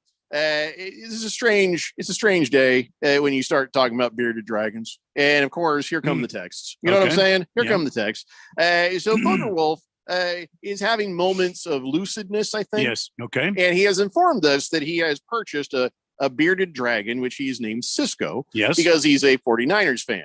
Then here comes Bala 51. He says, yeah, my bearded dragon only shaves during the month of November. I don't think you're supposed to shave a bearded dragon. Those little nubs. That's part of them. I don't think that's hair. Yes, it's not hair. They don't have literal beards. Yeah, you probably should consult with a veterinarian if you're going to do that sort of thing. The little guy. Yeah, come on, Bala. Come on, Bala. Hefty Lefty says Dan Snyder does not donate to the CC Hope Center. Of course he doesn't. Of course he doesn't. And no, I'm pretty sure that Booger Wolf, well, maybe he did. He wants to know if Booger Wolf bought a thong for his lizard. We probably should get back to the NFL quarterbacks. A thong for a lizard? Bearded lizard. Yeah, I don't know. That'd be something you could Photoshop for sure, just to see how it looked. Oh yeah, just to see. All right, can we talk about the NFL quarterbacks for a minute? Because I know here in just a little bit we're going to go ahead and do the Keon Rose college football dance party. Yes, we are. Everybody gets excited for that. Everybody shows up on that. They show up and they show out. Yes, they do, as they say. Yeah, show up and show out. Hey, when you Keon are ready to actually show up and show out, what's your look? What do you go for? Do you get do you do bedazzling? Do you do just a classic suit? Do you do what kind of? How do you show up and show out, Keon? I mean, I guess what's your style? I guess it depends on what it is. I don't know if I have any singular style. I could go all over the place. Randy and I have a style. You want to know what it is? Old ass suit style. We go in there, we brush the dust off of a suit, hope to God we can fit into our old ass suit, and then we show up. I mean, and that's showing out. I did have a blue suit that I wore when it was like peak. Okay, if I got to go to something really important, it was very nice. But I'm some COVID pounds after that, and I haven't quite gotten back to the weight that I was prior to COVID. So I don't think I fit that suit anymore. Yeah. You know, it's funny, Randy. Remember I was on the TV with Fooey? He had me on that. I do remember that. Yeah, you were very dapper looking. Well, I put on a suit jacket. I didn't put on the tie, but I had on the jacket, and I actually combed my hair, and I showed up and did the thing, and it was fun. And I got some jokey jokes in there. It was pretty fun. And but see, just to show you how petty other sports talk show hosts are, a guy who used to be with the radio station actually complained to the station owner about my appearance, saying, "Well, why do you wear a suit jacket? He should have worn a baseball hat and just looked like he looks every day. That is stupid. I can't believe he did that." What in the hell? Yeah. And to give you an idea, it was let's see, if I were to give you his name, I'll Pebble, Stone, or that was him. 888-368-1580. One of the dumbest. I've had people complain about me for a great many things, but dressing up to be on TV, that was just about the end of it for me. I just never. It's good you get to a point in your life where you just don't care what anybody thinks. That one right there, it was just. It's like Dave Chappelle, but you remember we were talking about that before, Keon, where even Dave Chappelle was saying sometimes somebody says something so racist, you can't even get mad. You're just astounded of like, oh my God, that was bad. That was not racism, but it was still, as far as complaints go, it's such a silly, ludicrous complaint that you just, wow. Like I would normally be mad at you for going up to complain about me, but this is not even worth getting upset over. Just funny. Jag Dog says, hey Randy, what you smoking this weekend? Well, actually, tomorrow night, Miss Kim and I will be doing a hot and fast sear on some beef tenderloins, and I have a London broil steak that I'm going to do a reverse sear on. So yeah, you do that on the other side of the grill when it's English, because I'll show myself out. Yeah. What is a reverse sear? I don't even. A reverse sear is you start it kind of slow and then you finish. It's like reverse cowboy, but you get them with the branding iron. No? Oh, okay. No. Right there. Again, I can't show myself out twice. So a reverse here is starting very slow, kind of a very deliberate, and then you really crank up the heat 550, 575 degrees and just sear the meat for a couple of moments just to really lock it in. That's cool. Okay. Thank you. Hefty Lefty says, we didn't complain about him hawking Toyotas without a suit. No. We didn't. No. Baker's Cocky Hen says, I'm here, Keon. Let's go. Let's go. What? No, it's not time for the dance. You showed up early to the dance party. Hang on for like one more segment, then we'll get you right there. It'll be dance party time. Yeah. He's not literally outside. I sure hope not. I'm glad the doors are locked. 888-368-1580. COVID people came out of it drunky, either drunky, hunky, or hunky. Or scratch it. That was in my case, it's drunky and hunky. She's clever. She's a little bit she types a little oddly, but every now and then something comes out there that's pretty good there. Yeah. She's a busy. I'm sure she's like one hand trying to type and the other one staving off somebody foaming at the mouth. Yeah. As a psychiatric nurse. So. Exactly. Can I get back to the NFL quarterbacks now? Please do. What does that mean? Like the last 8 minutes have been hell on earth, Randy? No, I just excited to get back to quarterbacks. I feel like we're being judged now for our conversational skills by Randy. No, I get it. So please do. Please do. Enough of this nonsense, this horribleness, this radio gaga and goo goo. Is this what Queen sung about? What? I'm sorry. What? Turn off the damn dance party. He tried to play you off the stage like the Oscars. I will not be played off. I will fight anybody who tries to take me off the stage. I'm not going to politely just dance off. I'm going to punch my way out. Elton John would be a great guest for the college football dance party. Yeah. Ooh, you're right. I could do that. Okay. Yeah, we could do that. Let's go for it. Yeah. Nice. Well, but it's not time for that, Randy. I still have some NFL quarterbacks to talk about. Sorry, Can I talk about them, please? Please go ahead. Please. What the hell does that mean? Please go ahead. Well, I get it. I see through your thinly veiled comments and sarcasm and passive aggressive stylings there, Randy. I don't know what you're talking about. Oh, I get it. You're the good. Keon is the bad. I'm the ugly. Okay, is that it? Is that it? Sorry, I'm just dipping into my female arguments for no reasons back. Be a bit overacting. Just a touch. I feel like that'll get me in trouble later. I again cannot imagine why. All right, so you remember Greg Jennings? Do you remember Greg Jennings? Do remember? Was he from Mission Impossible? Yes. Your mission, Mr. Jennings. Should you? Yeah, it's not even close. But he played on the Packers with Aaron Rodgers back in the day. Yes. And for some reason, he is speculating that the Packers could bench Aaron Rodgers sooner than later.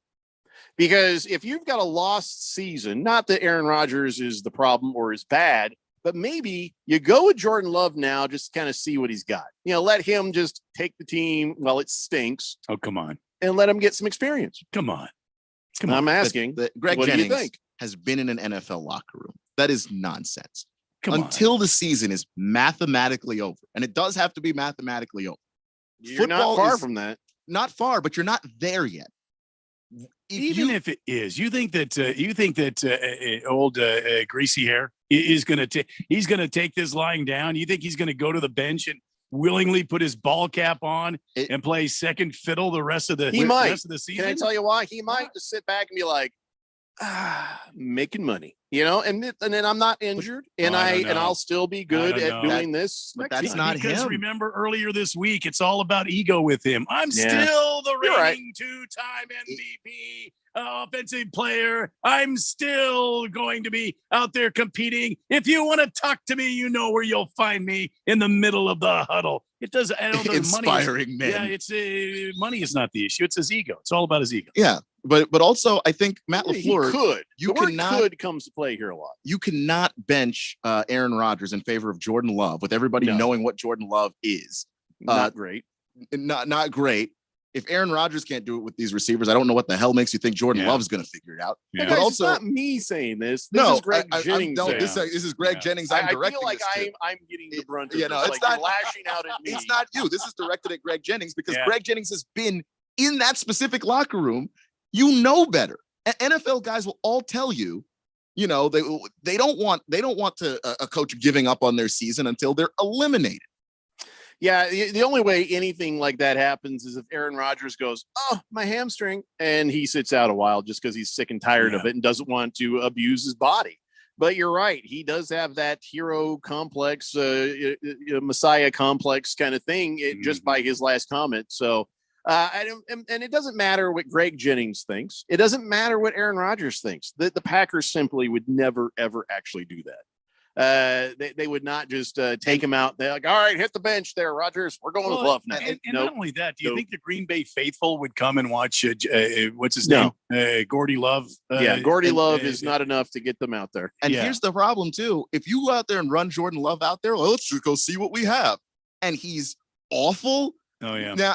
Now you have a decision. Are you going to go back to Aaron Rodgers? Like, okay, we know what we've got. He stinks, which you should have known already because you see him every day in practice. You're committed at that point. And at no point in any preseason has Jordan Love looked like a good quarterback, much less a season.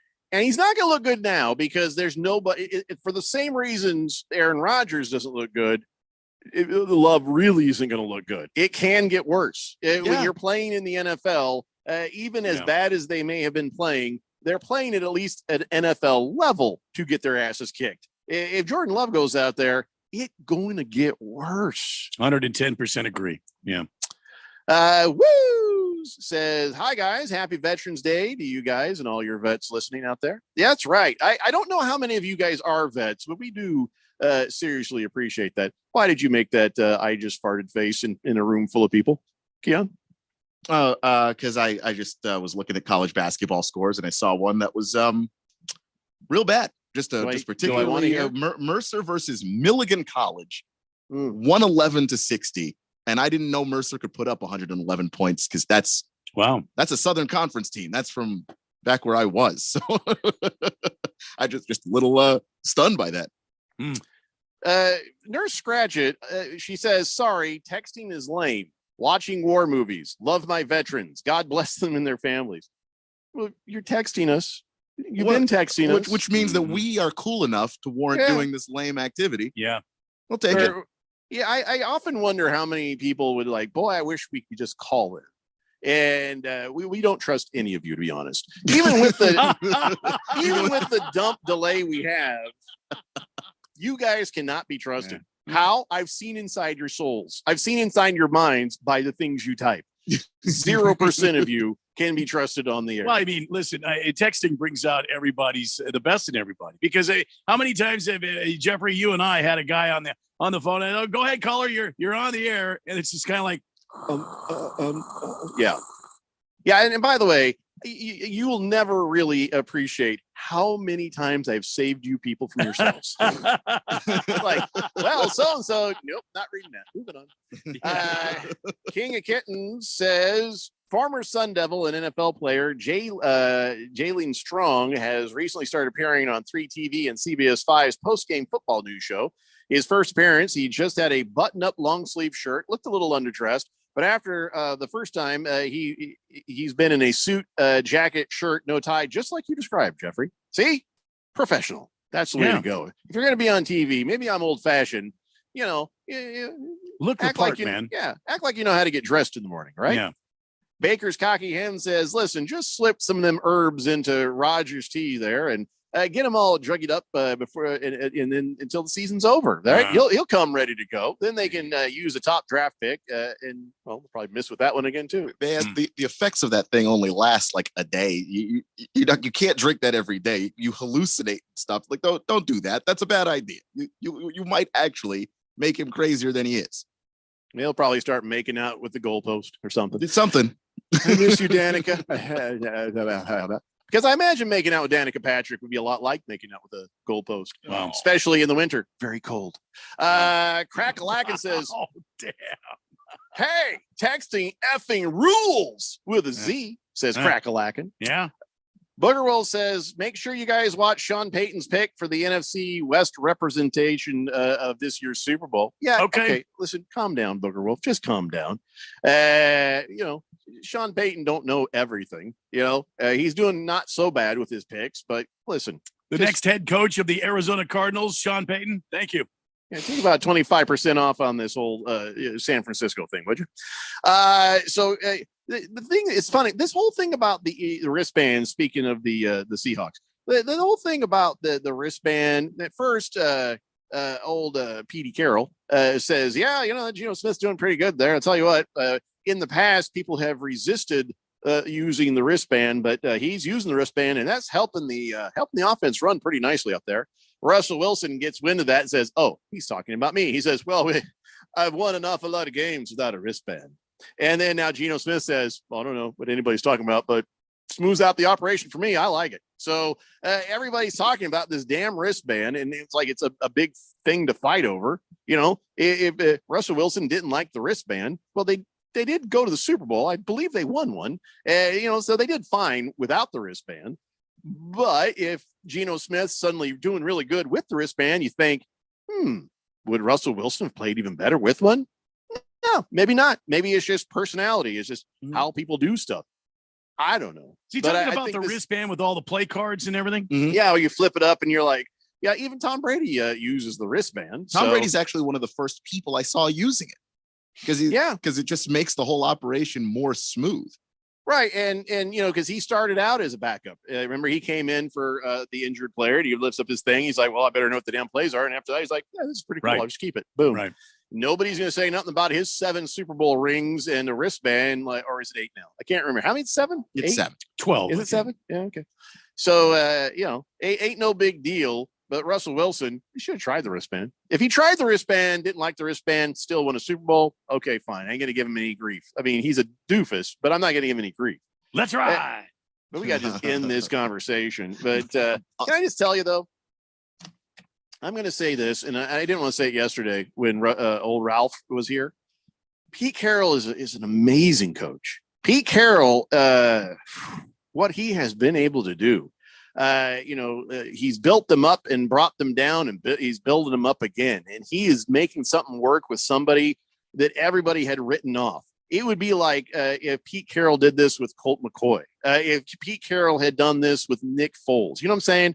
I feel like Pete Carroll should get an awful lot of credit for being a really good coach. And I know it kind of hurts your heart and you hate to hear that a little bit, Randy, but whatever his dirty dealings were when he was a college guy, since he's been in the NFL, through good times or bad, he's just been a good coach. Yeah, you know, I can't do anything but tip my hat to the guy. He's taken a team. Listen, we all thought, even the talking heads on TV thought Seattle was not going to be this good this year. Everybody thought that. And look what he's done with this team. They're leading the Western Conference of the NFC West. They are a playoff contender. They're for real. They have they've got a great organization going over there, and you attribute that to great leadership and to the fact that Pete Carroll has done a fine job of coaching this team up. So before you move on there, their preseason over under total was 3.5. Yeah, it's 3.5. Yeah, I remember that. So Crack-a-lackin' is crack-a-lackin' me up right now. On one hand, he says something very legit. And the other hand, he says something that's kind of weird. What do you want first? Legit or weird? Weird. He says Keon has a wristband with Magic the Gathering cards in it. I got the app on my phone. I don't. There's point proven. A card deck is like this big that you can't even one have. Card. Just Keon, don't overthink it. It's a joke. I know. But then Crackalacken says, "All right, Pete Carroll retires. Sean Payton to the Seahawks with all those draft picks and a good team. Done and done." Don't do that. No.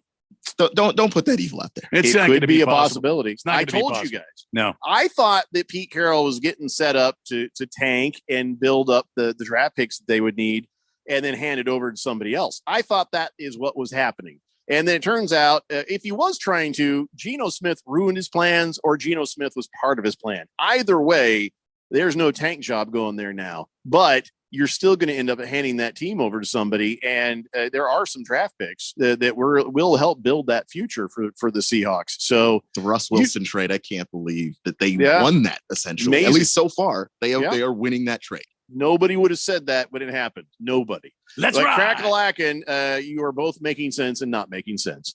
Booger Wolf says Crackalacken's mom's teeth are so gnarled up when she bites an apple, it looks like 3 different people took a bite. Sea turds suck. We're coming for the top of your dome. Okay, I can't read that word. Come on, man. It's the Daily Blender here on 1580 The Fanatic.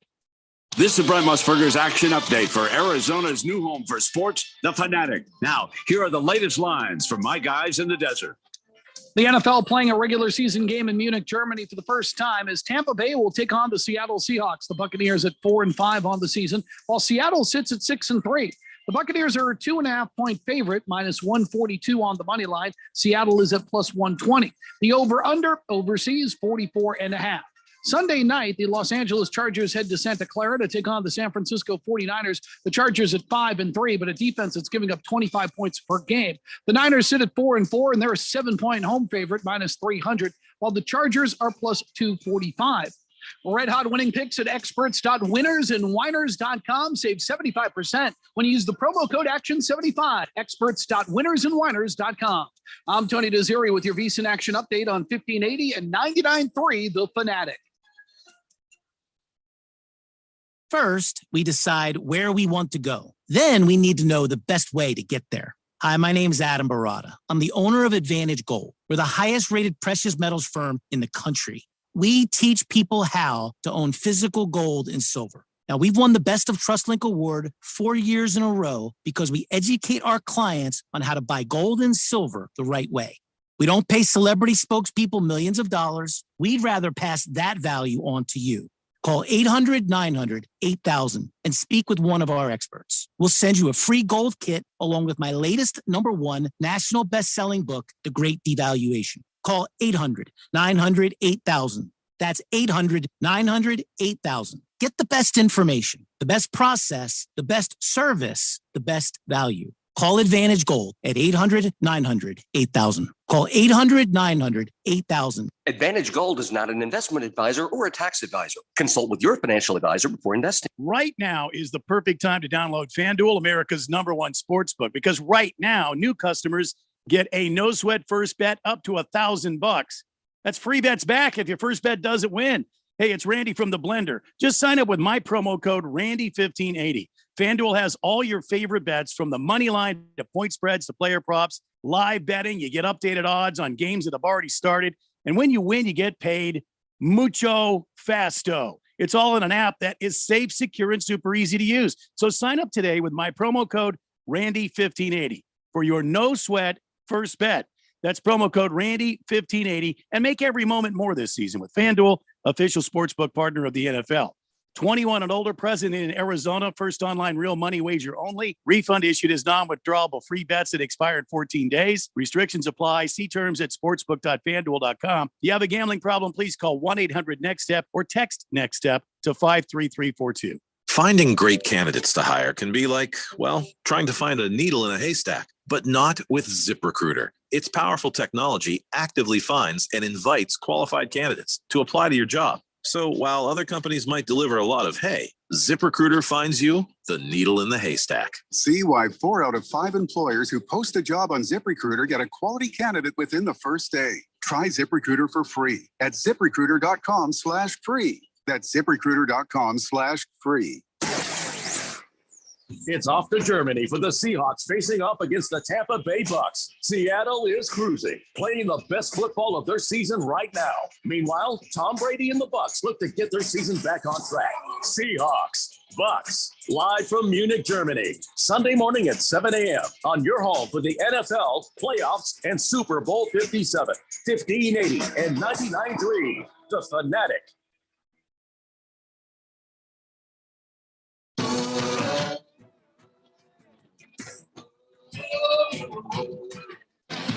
David Linder here on 1580, The Fanatic, and I don't know, I might be in trouble. Radio Ron was messaging me there, and he says, "Hey, you need to take a drug test." I said, "No problem. I know all the drugs." He stopped responding. I don't know. That means probably not the right answer. Yeah. It was like the old Stephen Wright thing when he was trying to cross the border. They're like, "You got any firearms?" He says, "What do you need?" And yeah, that's probably not the right answer either. Ladies and gentlemen, it's time for something you wait for every week. You put on them dancing shoes and you try to get up on that dance floor and you try to dance. It's time for Keon Rose's college football dance party. Yes, it is Friday. And we've got a lot to talk about this week, Keon. Lots to talk about. We really do. Tons of big games. Lots of college football action happening this weekend. Been going on all week. I mean, there's a lot of action this week, a lot of MEAC and Max. But let's get going here. USC in a rare Friday night game here, starting at 7:30 p.m. Number 8, USC taking on Colorado. That'll kick off the dance party for this week. Who you got in this one? Yeah, I think the answer is kind of clear. USC, they're ranked number 8. They're trying to weasel their way into winning the Pac-12, maybe see if they could sneak into the college football playoff. And they've got an offense that's good enough to do it. Lincoln Riley is everything that he's advertised to be. Caleb Williams is in the conversation for the Heisman Trophy, and rightfully so. He's done an awful lot of damage to teams in the Pac-12. But their defense is real bad. The defense is horrible. Not really going to be a factor in this game, though, because they're going up against Colorado. Colorado's 1-8. They might actually be one of the 5 worst teams in all of college football, at least in the Power 5 teams. You know, they are truly terrible, and they turn the ball over a ton. So I just think a defense like USC's, which is not great, but does actually force a lot of turnovers, going up against a team like Colorado that turns the ball over too much and going to hand the ball to that well-oiled Trojan machine. I don't think that's going to be great for Colorado. USC rolls. All right. Moving on to tomorrow, some great matchups that could be trap games. I'm speaking specifically of the fact that Missouri is traveling to take on number 5 Tennessee at Neyland Stadium in Knoxville, Tennessee. Is this a trap game, or are the Tigers going to get their butts kicked? Oh no. This is a trap game. This is without question the probably the trappiest game of the entire college football weekend, because last year Tennessee showed up at Mizzou and dropped 60 on that team. Yeah. Just absolutely beat them to death. But this year, Missouri, after getting off to a really slow start, they're a pretty good defensive unit. They actually have figured out what they're doing defensively. You know, their coach just got extended a couple more seasons, Eli Drinkwitz, and they've had some games where, you know, they had a close loss to Georgia. You know, I think all of their losses are by a combined 18 points. They just don't give up a whole lot. And last week, Hendon Hooker and Tennessee's offense ran into a fantastic Georgia defense, and it really stopped and figured out how to slow down a Tennessee team that looked like no one could really figure them out. And they did get figured out. Now they're going up against another great defense. I do think Tennessee pulls out the win here, but I don't think that this is a game that's going to be a blowout by any means. I think Missouri's going to make it incredibly difficult on them, but I think Tennessee's on a mission, and they do have a chance to try and sneak back into the college football playoff, sitting at number 5. So I don't think they're going to be resting on their heels, but this has got trap game written all over it. Another game to keep your eyeballs on if you're a college football fan. When number 7, the Bayou Bengals of LSU travel to Razorback Stadium in Fayetteville, Arkansas, to take on the Razorbacks. Sweet pig. Who you got in this one? Yeah, I'm leaning towards LSU, and I know that Arkansas is good. You know, Sam Pittman, their head coach, that he's an offensive line coach. That's where they hired him from Georgia. and he became the head coach, but he still has that physical style of play, that physical mentality. That's how his teams play. Hell, that's how his quarterback plays. Everybody on that team is tough and they grind. But I just think that LSU right now is playing some of the best football of their season. They're starting to figure it out. Jaden Daniels, who transferred from ASU over there, he's starting to figure it out. And LSU now has the ability, with a win against Arkansas and an Ole Miss loss, to actually clinch a spot in the SEC title game and win the SEC West because they beat Alabama last week. So I just think that LSU is motivated to do this. Jaden Daniels, by the way, 14 touchdowns in the 3-game winning streak that they've been on, 7 through the air, 7 on the ground. I just think that LSU right now is starting to play football and get hot. I know we say this in baseball, but it's true about LSU right now. They're starting to get hot at just the right time. It's going to be a pomp and circumstance when number 20 Notre Dame goes on to Baltimore, Maryland, to take on the Naval Academy. That's at 10 o'clock on Saturday morning on ABC. Now, I wouldn't normally mention this, but such a traditional game. There's so many old roots and ties to this. I think it'll be fun to see. But I mean, Navy, no chance in this game, right? No, not really. I think if their starting quarterback, Ty Lavatai, was actually playing, I think I would give them more of a chance or some chance at all, because he is an incredible football player. He is not just their quarterback. He's also the leading rusher on Navy. And without him, I just don't know where Navy finds the offense to necessarily beat Notre Dame. A Notre Dame team, speaking of teams that are figuring it out and started to put it together, Notre Dame's another one of those teams. Their last couple of wins, back-to-back wins versus ranked number 16 Syracuse, ranked number 4 Clemson. So maybe you could say those teams were overrated, but for Notre Dame and where their season began, which was with some surprising losses that really looked like, wow, this team's coming apart at the seams, they've really figured it out. They've managed to put together a roster that can punch above their weight class, and now they're finally playing a team that they really just should be outright better than, that's also dinged up at the same time. I'm going to go with the Irish. All right, another game here. This involves Radio Ron's alma mater. Oh, no, why are you doing this? Why would you do this to him? 4-5 Rutgers take on 4-5 Michigan. Wait. Yeah. You mean Michigan State? Yeah, Michigan State. Sorry. Yeah.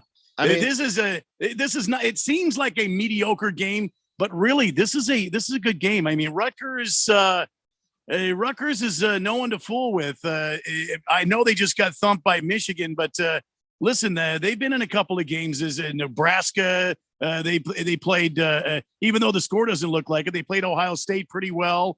They played Iowa pretty well. What do you see in the Rutgers Michigan State game?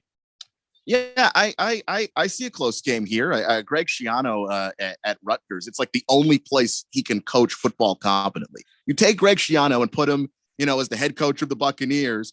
He can't really do that. You put him on somebody's staff, he can't really do that. But you put him in Rutgers, New Jersey, Piscataway, New Jersey. To get it way. Yeah, I have no idea why. He's a good fit for there. His personality, his style. There's just something about that I don't really know what the deal is there. Yeah. But I do think that Michigan State is the better football team. I think that they have grossly underachieved this year. And I know that, they lost a lot of talent to the NFL, so they were supposed to take a step back. This is a bigger step back than I thought that they were going to take. And they have more talent than Rutgers, and they should beat that team. All right, we're starting to see some of the traditional games come up. I speak number 24 Kentucky welcomes Vanderbilt into Kroger Field there in Lexington. Should be a good game. This is happening on the SEC network tomorrow. What does this game look like to you? Vandy versus Kentucky. Yeah, this game is going to be an incredibly lopsided game. Kentucky is coming off of a loss where they didn't look very good. Where they played they beat Missouri, but it was a close game. But the week before they lost to Tennessee. Will Levis in particular did not look very good. And Kentucky understands how this whole recruiting thing works. If you send a guy to the NFL, it's easier to recruit people and get them to come to your school. They want Will Levis to be one of those top picks in the NFL draft. And they got Vanderbilt in their bad defense. Will Levis will have the green light to put the ball basically anywhere he wants to. and they're not going to stop him. And when you go on draft day and Will Levis gets drafted and we start to see the highlight packages roll, you're going to see a lot of Will Levis thrown against Vanderbilt's defense. I can promise you that. They are going to put Vanderbilt to sleep. And their next opponent is Georgia. So they know that the opportunity to really boost Will Levis and make him look good right now is this game against Vanderbilt. All right, number 9, Alabama. Been a down season for Nick Saban and the Crimson Tide. They roll into Mississippi, to Oxford, Mississippi, to take on Ole Miss. Number 11 should be a great game. Again, one of those traditional throwback games. A throwback game, and a game that's been obviously very lopsided on the side of Ole Miss, and they finally feel like they might have a chance to sneak one past Alabama. You know, they've got a really good situation going with their quarterback and Jackson Dart. He's starting to look a whole lot better. And Alabama is kind of wounded, not so much offensively, but defensively. They really haven't been able to stop anybody. And that can't bode well when you go up against Lane Kiffin and what he likes to do offensively and the creative things that he's able to do.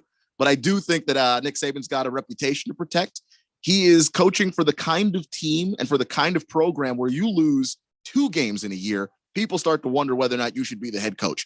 3 games, and honestly, Alabama fans, they are this ridiculous. They are going to start to wonder if Nick Saban's lost his touch after one season that's looked like this. No that's kidding. That's just how they have their expectations set. Their championship or bust. That's the way it is. And I know that Nick Saban knows this. He's going to have those guys prepared. I think Alabama's going to beat Ole Miss, but it's going to be probably a good game, like really close. All right, a couple more games here. The big game that I've been looking at, number 4 TCU pays a visit to a DKR Stadium in Austin, Texas. Darrell K. Royal Stadium. Take on the number 18 ranked Longhorns. Who you got in this shootout? I'm just going to put it out there because I know everyone's going to say, oh, you're a Longhorn fan. You got your Texas bias. I really do think Texas can win this game. And the reason is the defense. For one, who's an assistant coach on that defense? Is it Gary Patterson, the guy that built up TCU to what they are right now? Literally have a statue of the guy outside of TCU Stadium. Yeah, he's helping the Longhorns on defense. And his help has resulted in a few things. Texas has one of the best defenses in the Big 12. They actually lead the Big 12 in limiting yards per attempt, yards after contact, and they force more fumbles in the Big 12 than anybody. And the run game is kind of a big deal of what TCU does. This is no disrespect to Max Duggan, the quarterback, and what Sonny Dykes, the head coach, has managed to do for the Horned Frogs. But when you have a guy that used to coach your team and built your defense on the other side, that's not boding well. And then the fact that the game is played in Darrell K. Royal Stadium means that Texas has a pretty big advantage at home as well. I'm going to take the Longhorns to pull off the upset. I've got TCU. Got a few bucks on TCU to win this game. All right, the final game here, Jeffco, our Sun Devils. Yes. They need some wins. They need some wins. We're heading for bowl season, Jeffco. The final ASU Washington State final game here. Who you got, Q? Yeah, at first glance, these two teams are basically the two Spider-Men pointing at each other. They're just basically the same team. They're 7th and 8th in yards gained. They're 7th and 8th in points scored, with ASU having the edge at 7th in both of those categories. They're very, very evenly matched in that regard. I think that ASU has a little bit of an advantage because of Xavier Valladay and what he can do running the football on the ground. Washington State has also been incredible. The quarterback throws the ball a bunch, and he's a little bit of a volume scorer. But 63% of his passes completed. It's not inaccurate. They're not just chucking it. He is a good thrower of the football, but they should score more points for how often they throw it. And I do think that ASU's defense, when they're playing well, and they've got to avoid the penalties because that's a big killer for them. But if they can avoid the penalties, they really ought to beat Washington State and rack up one more win on their road to bowl eligibility. All right, so that's it. Are you calling it? I am saying the Sun Devils ought to win this game. All right, good. All right. Okay, I feel better now. I was worried how that might go, Randy. Yeah. All right, we have to take a break. Everybody go get some water. That was about 20 minutes of straight dancing right there. And that's a lot for anybody. It's the Daily Blender here on 1580, The Fanatic. First, we decide where we want to go. Then we need to know the best way to get there. Hi, my name's Adam Barada. I'm the owner of Advantage Gold. We're the highest rated precious metals firm in the country. We teach people how to own physical gold and silver. Now, we've won the Best of TrustLink Award 4 years in a row because we educate our clients on how to buy gold and silver the right way. We don't pay celebrity spokespeople millions of dollars. We'd rather pass that value on to you. Call 800-900-8000 and speak with one of our experts. We'll send you a free gold kit along with my latest #1 national best-selling book, The Great Devaluation. Call 800-900-8000. That's 800-900-8000. Get the best information, the best process, the best service, the best value. Call Advantage Gold at 800-900-8000. Call 800-900-8000. Advantage Gold is not an investment advisor or a tax advisor. Consult with your financial advisor before investing. Did you know the 30-year fixed rate mortgage is absolutely the most expensive way to finance a home, regardless of interest rate? With a Life Changer loan, you're in control. By paying principal first and having access to all your equity, you can pay down, pay off, and borrow back as you see fit. Come see why our clients pay off their mortgages in well under 10 years without changing a dime of their spending habit. It's not magic, it's just math. So check us out at lifechangerloan.com. That's lifechangerloan.com. Arizona Mortgage Broker number MB1002031, NMLS number 1863775. Life Changer Loan Corp is an equal housing lender. Ad paid for by the Sentinel Group. Attention Marines, military personnel, families, and contractors who were stationed at Camp Lejeune. Were you present at Camp Lejeune between August 1953 and December of 1987? You may be entitled to significant compensation. For nearly 34 years, those in the Marine Corps' base Camp Lejeune were exposed to contaminated drinking water, resulting in devastating injuries, including several forms of cancer, adverse birth outcomes, Parkinson's disease, and more. North Carolina's procedural laws have prevented victims from getting the justice they deserve, but passage of the Camp Lejeune Justice Act of 2022 would allow you or a loved one to file lawsuits seeking compensation for illnesses and injuries linked to the toxic water. Call today for your free consultation, 800-805-9967. Let our experienced attorneys fight to get you the compensation you deserve, and you pay nothing unless there's a recovery in your favor. Call 800-805-9967. That's 800-805-9967. Again, 800-805-9967. Kelly here with AC by J. It's hot and everyone expects me to talk about AC, but you know about our award-winning AC service. Did you know we do plumbing too? Whether you have a slow draining sink, stopped up toilet, a leaky faucet, or want soft water, you can trust the professionals at AC by J. We have plumbing down. Looking for upgrades, tankless water heater or whole home systems, drains, mainline or slab leaks? We have you covered. Call AC by J at 602-609-7664 or go to acbyj.com. Service you can trust, from our family to yours. Your home for NASCAR. 1580 and 99.3. The Fanatic.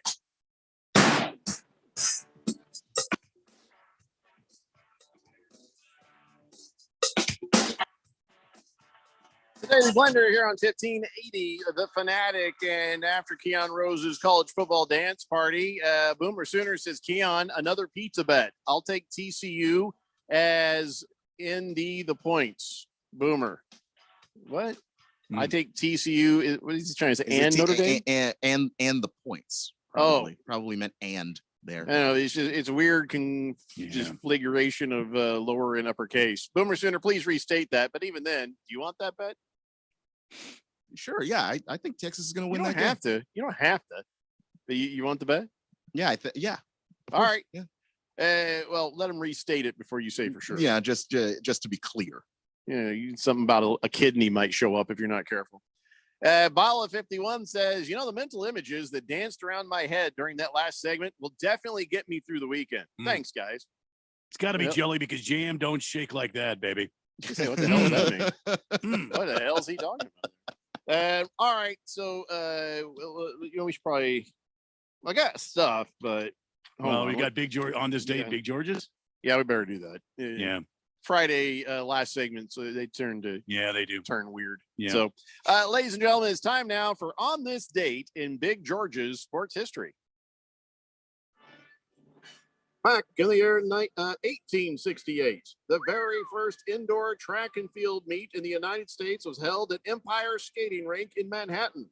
Races began with the sound of a bass drum, not of a starting gun, and the track was square and made of clay. William Curtis, who later helped found the New York Athletic Club, won the 75-yard dash by dashing 9 seconds.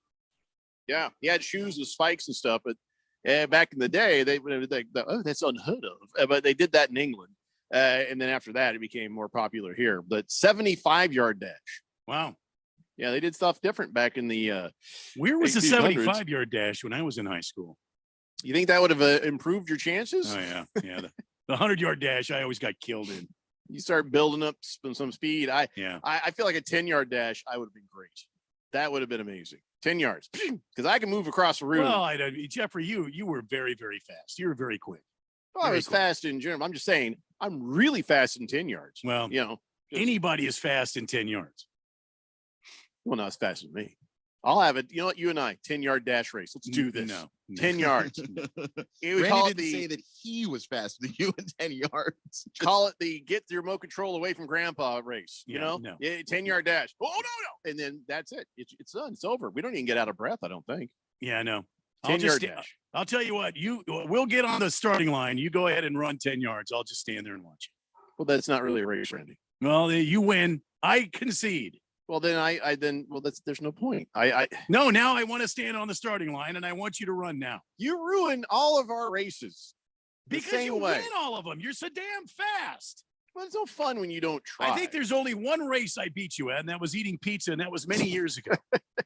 Yeah, I've beaten other people in pizza eating contests, but you smoked me on that one. I was, what was I, 23, 24? I thought I had an idea in my head on how to do it. Didn't matter. You're just like a wood chipper through pizza. I was just like, wow. I ain't no shrinking violet, but boy, you did. That was back in the day. So what do you say? Is it too early to spin the wheel of sports? Oh, I don't think so. I think we should spin the wheel of sports. See what we talk about next.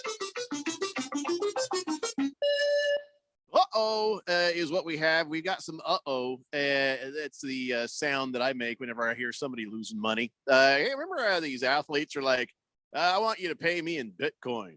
Are you sure you want the Bitcoin? And remember when this was happening, I even said on air, people have been trying to talk to me about Bitcoin, but I'm like, it seems like it's going well until it's not. And when it's not, it's going to plummet. And I said, I don't feel comfortable putting money into something like that. Some people made a lot of money on it. They put the money in, but then they got the money out when it had gotten huge. I just didn't want to toy with that. And Odell Beckham Jr., he was telling people, hey, you can pay me in Bitcoin. And so, they paid him in Bitcoin. For the Rams did. He says, all right, I'm going to take my my money in Bitcoin. He signed with the Rams for $750,000. And at that time, Bitcoin was worth about $60,000. And after the recent collapse of the crypto market, the money from his contract has just disappeared. And if you put the taxes in there as well, he's lost money. He owes money on the taxes. So he was paid to play in the NFL last year. And if he were to cash in on his Bitcoin that he got from it now, this whole thing cost him $200,000. He would have to pay $187,000. So he basically lost everything. That's what Bitcoin's at right now, $2.67. Okay, so yeah, this was so last year they did this promotion with Aaron Rodgers where basically he was just handing out $10 in Bitcoin to anybody who would ask. So I got the $10 and I just left it in there. Just see what happens to it. Watch my one Bitcoin go. The $10 worth of Bitcoin is now $2.67. Well, it's a good thing you didn't pay for it. Yeah, it wasn't my money in the first place. So I just left it in there just to see what the hell would happen. You lost 75+% of your money. That Aaron Rodgers gave. So now just blow that up to what Odell had, and where it's at now. Man, his financial advisor didn't do him any favors if he left that money as a lot Bitcoin. of those players thought, oh, this is the big thing. This is really going to be something. And he's not the only one. Tom Brady, remember he was pimping out that FTX, and those were great commercials. But FTX is now filed for bankruptcy. That's right. Not a good look for TB12 Empire. He did Super Bowl commercials for a crypto currency place that is now bankrupt. I always told people it felt like a scam to me, man. Like all the people that made money made their money before the rest of us knew what Bitcoin was. Everybody trying to push it after that was not trying to help you make money. No, man. He'll be okay because he's making $37.5 million a year when he was working for Fox, when that starts up. So he will recover. I am curious, though, how much he lost on that deal. Because there was commercials, there was this and that. How much you want to bet that he was like, yeah, okay, you can pay me in Bitcoin. Bad idea. In the meantime, Gisele, I guess, people are freaking out. They're like, oh my God, Gisele is weird. She just bought a house across the street from Tom Brady. Well, it's across a little piece of water there in Miami. She bought $11.5 million mansion. And I thought, you know what? There's water between them. So it's not like you got to run into each other. You just send the boat across to get the kids, send them back and forth, I'm sure they'll be grown-ups about things. I think whatever is wrong between these two, and who knows, maybe a rom-com is on the way where they get back together and find love again. But at least at this moment, they could throw rocks at each other across that little piece of water, and maybe they're divorced, but they don't hate each other. Yeah, that's possible. I mean, I guess Tom Brady could just throw the kids off his boat like he did the Super Bowl trophy. Hey, take him, Gisele, catch. But people are making a big deal out of this. Now, listen, I have a very nice co-parenting arrangement with an ex, so it can happen.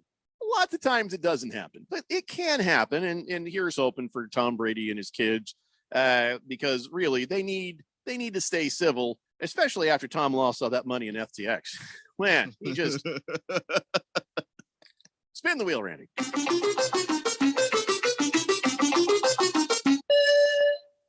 Does anybody care anymore? Does anybody care?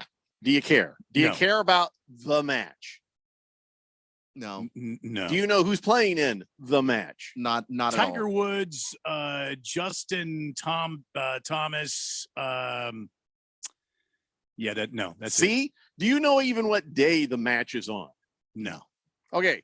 Tiger Woods, Rory McIlroy, December 10th, taking on Justin Thomas and Jordan Spieth. Spieth. But why? Nobody cares?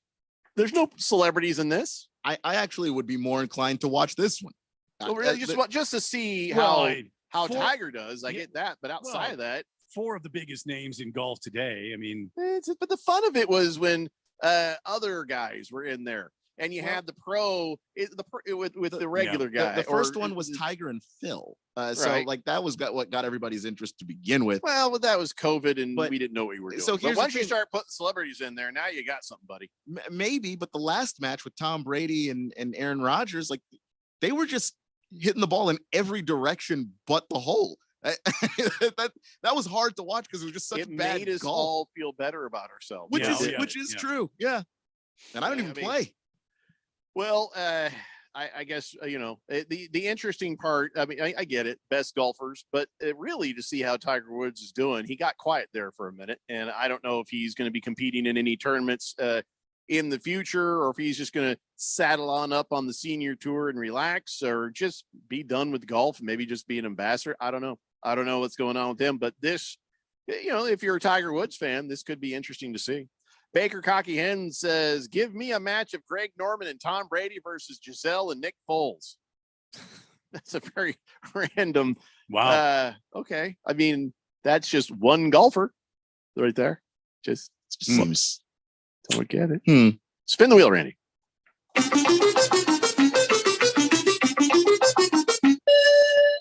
Is there it's a clear case of kindness or when you not endangering, enabling. You can be kind or you can enable.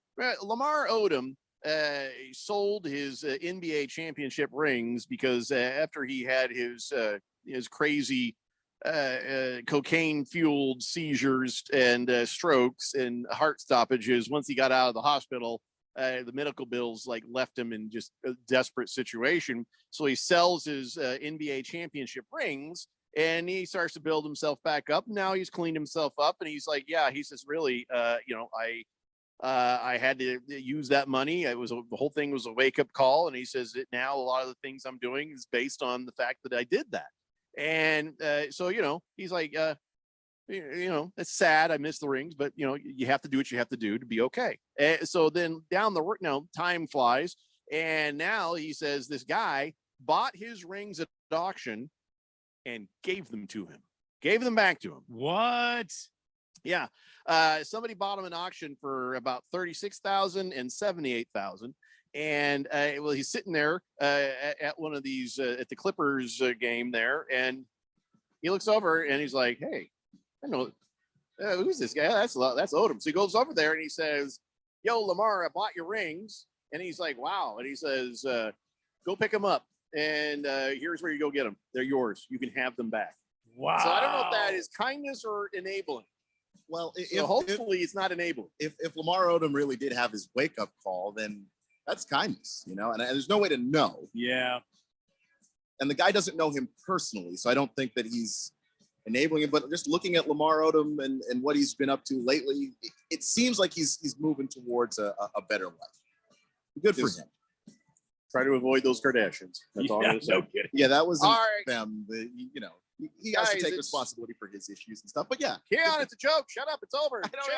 Show's over. Guys, we'll see you on Monday at 3 p.m. It's the Daily Blender here on 1580 The Fanatic.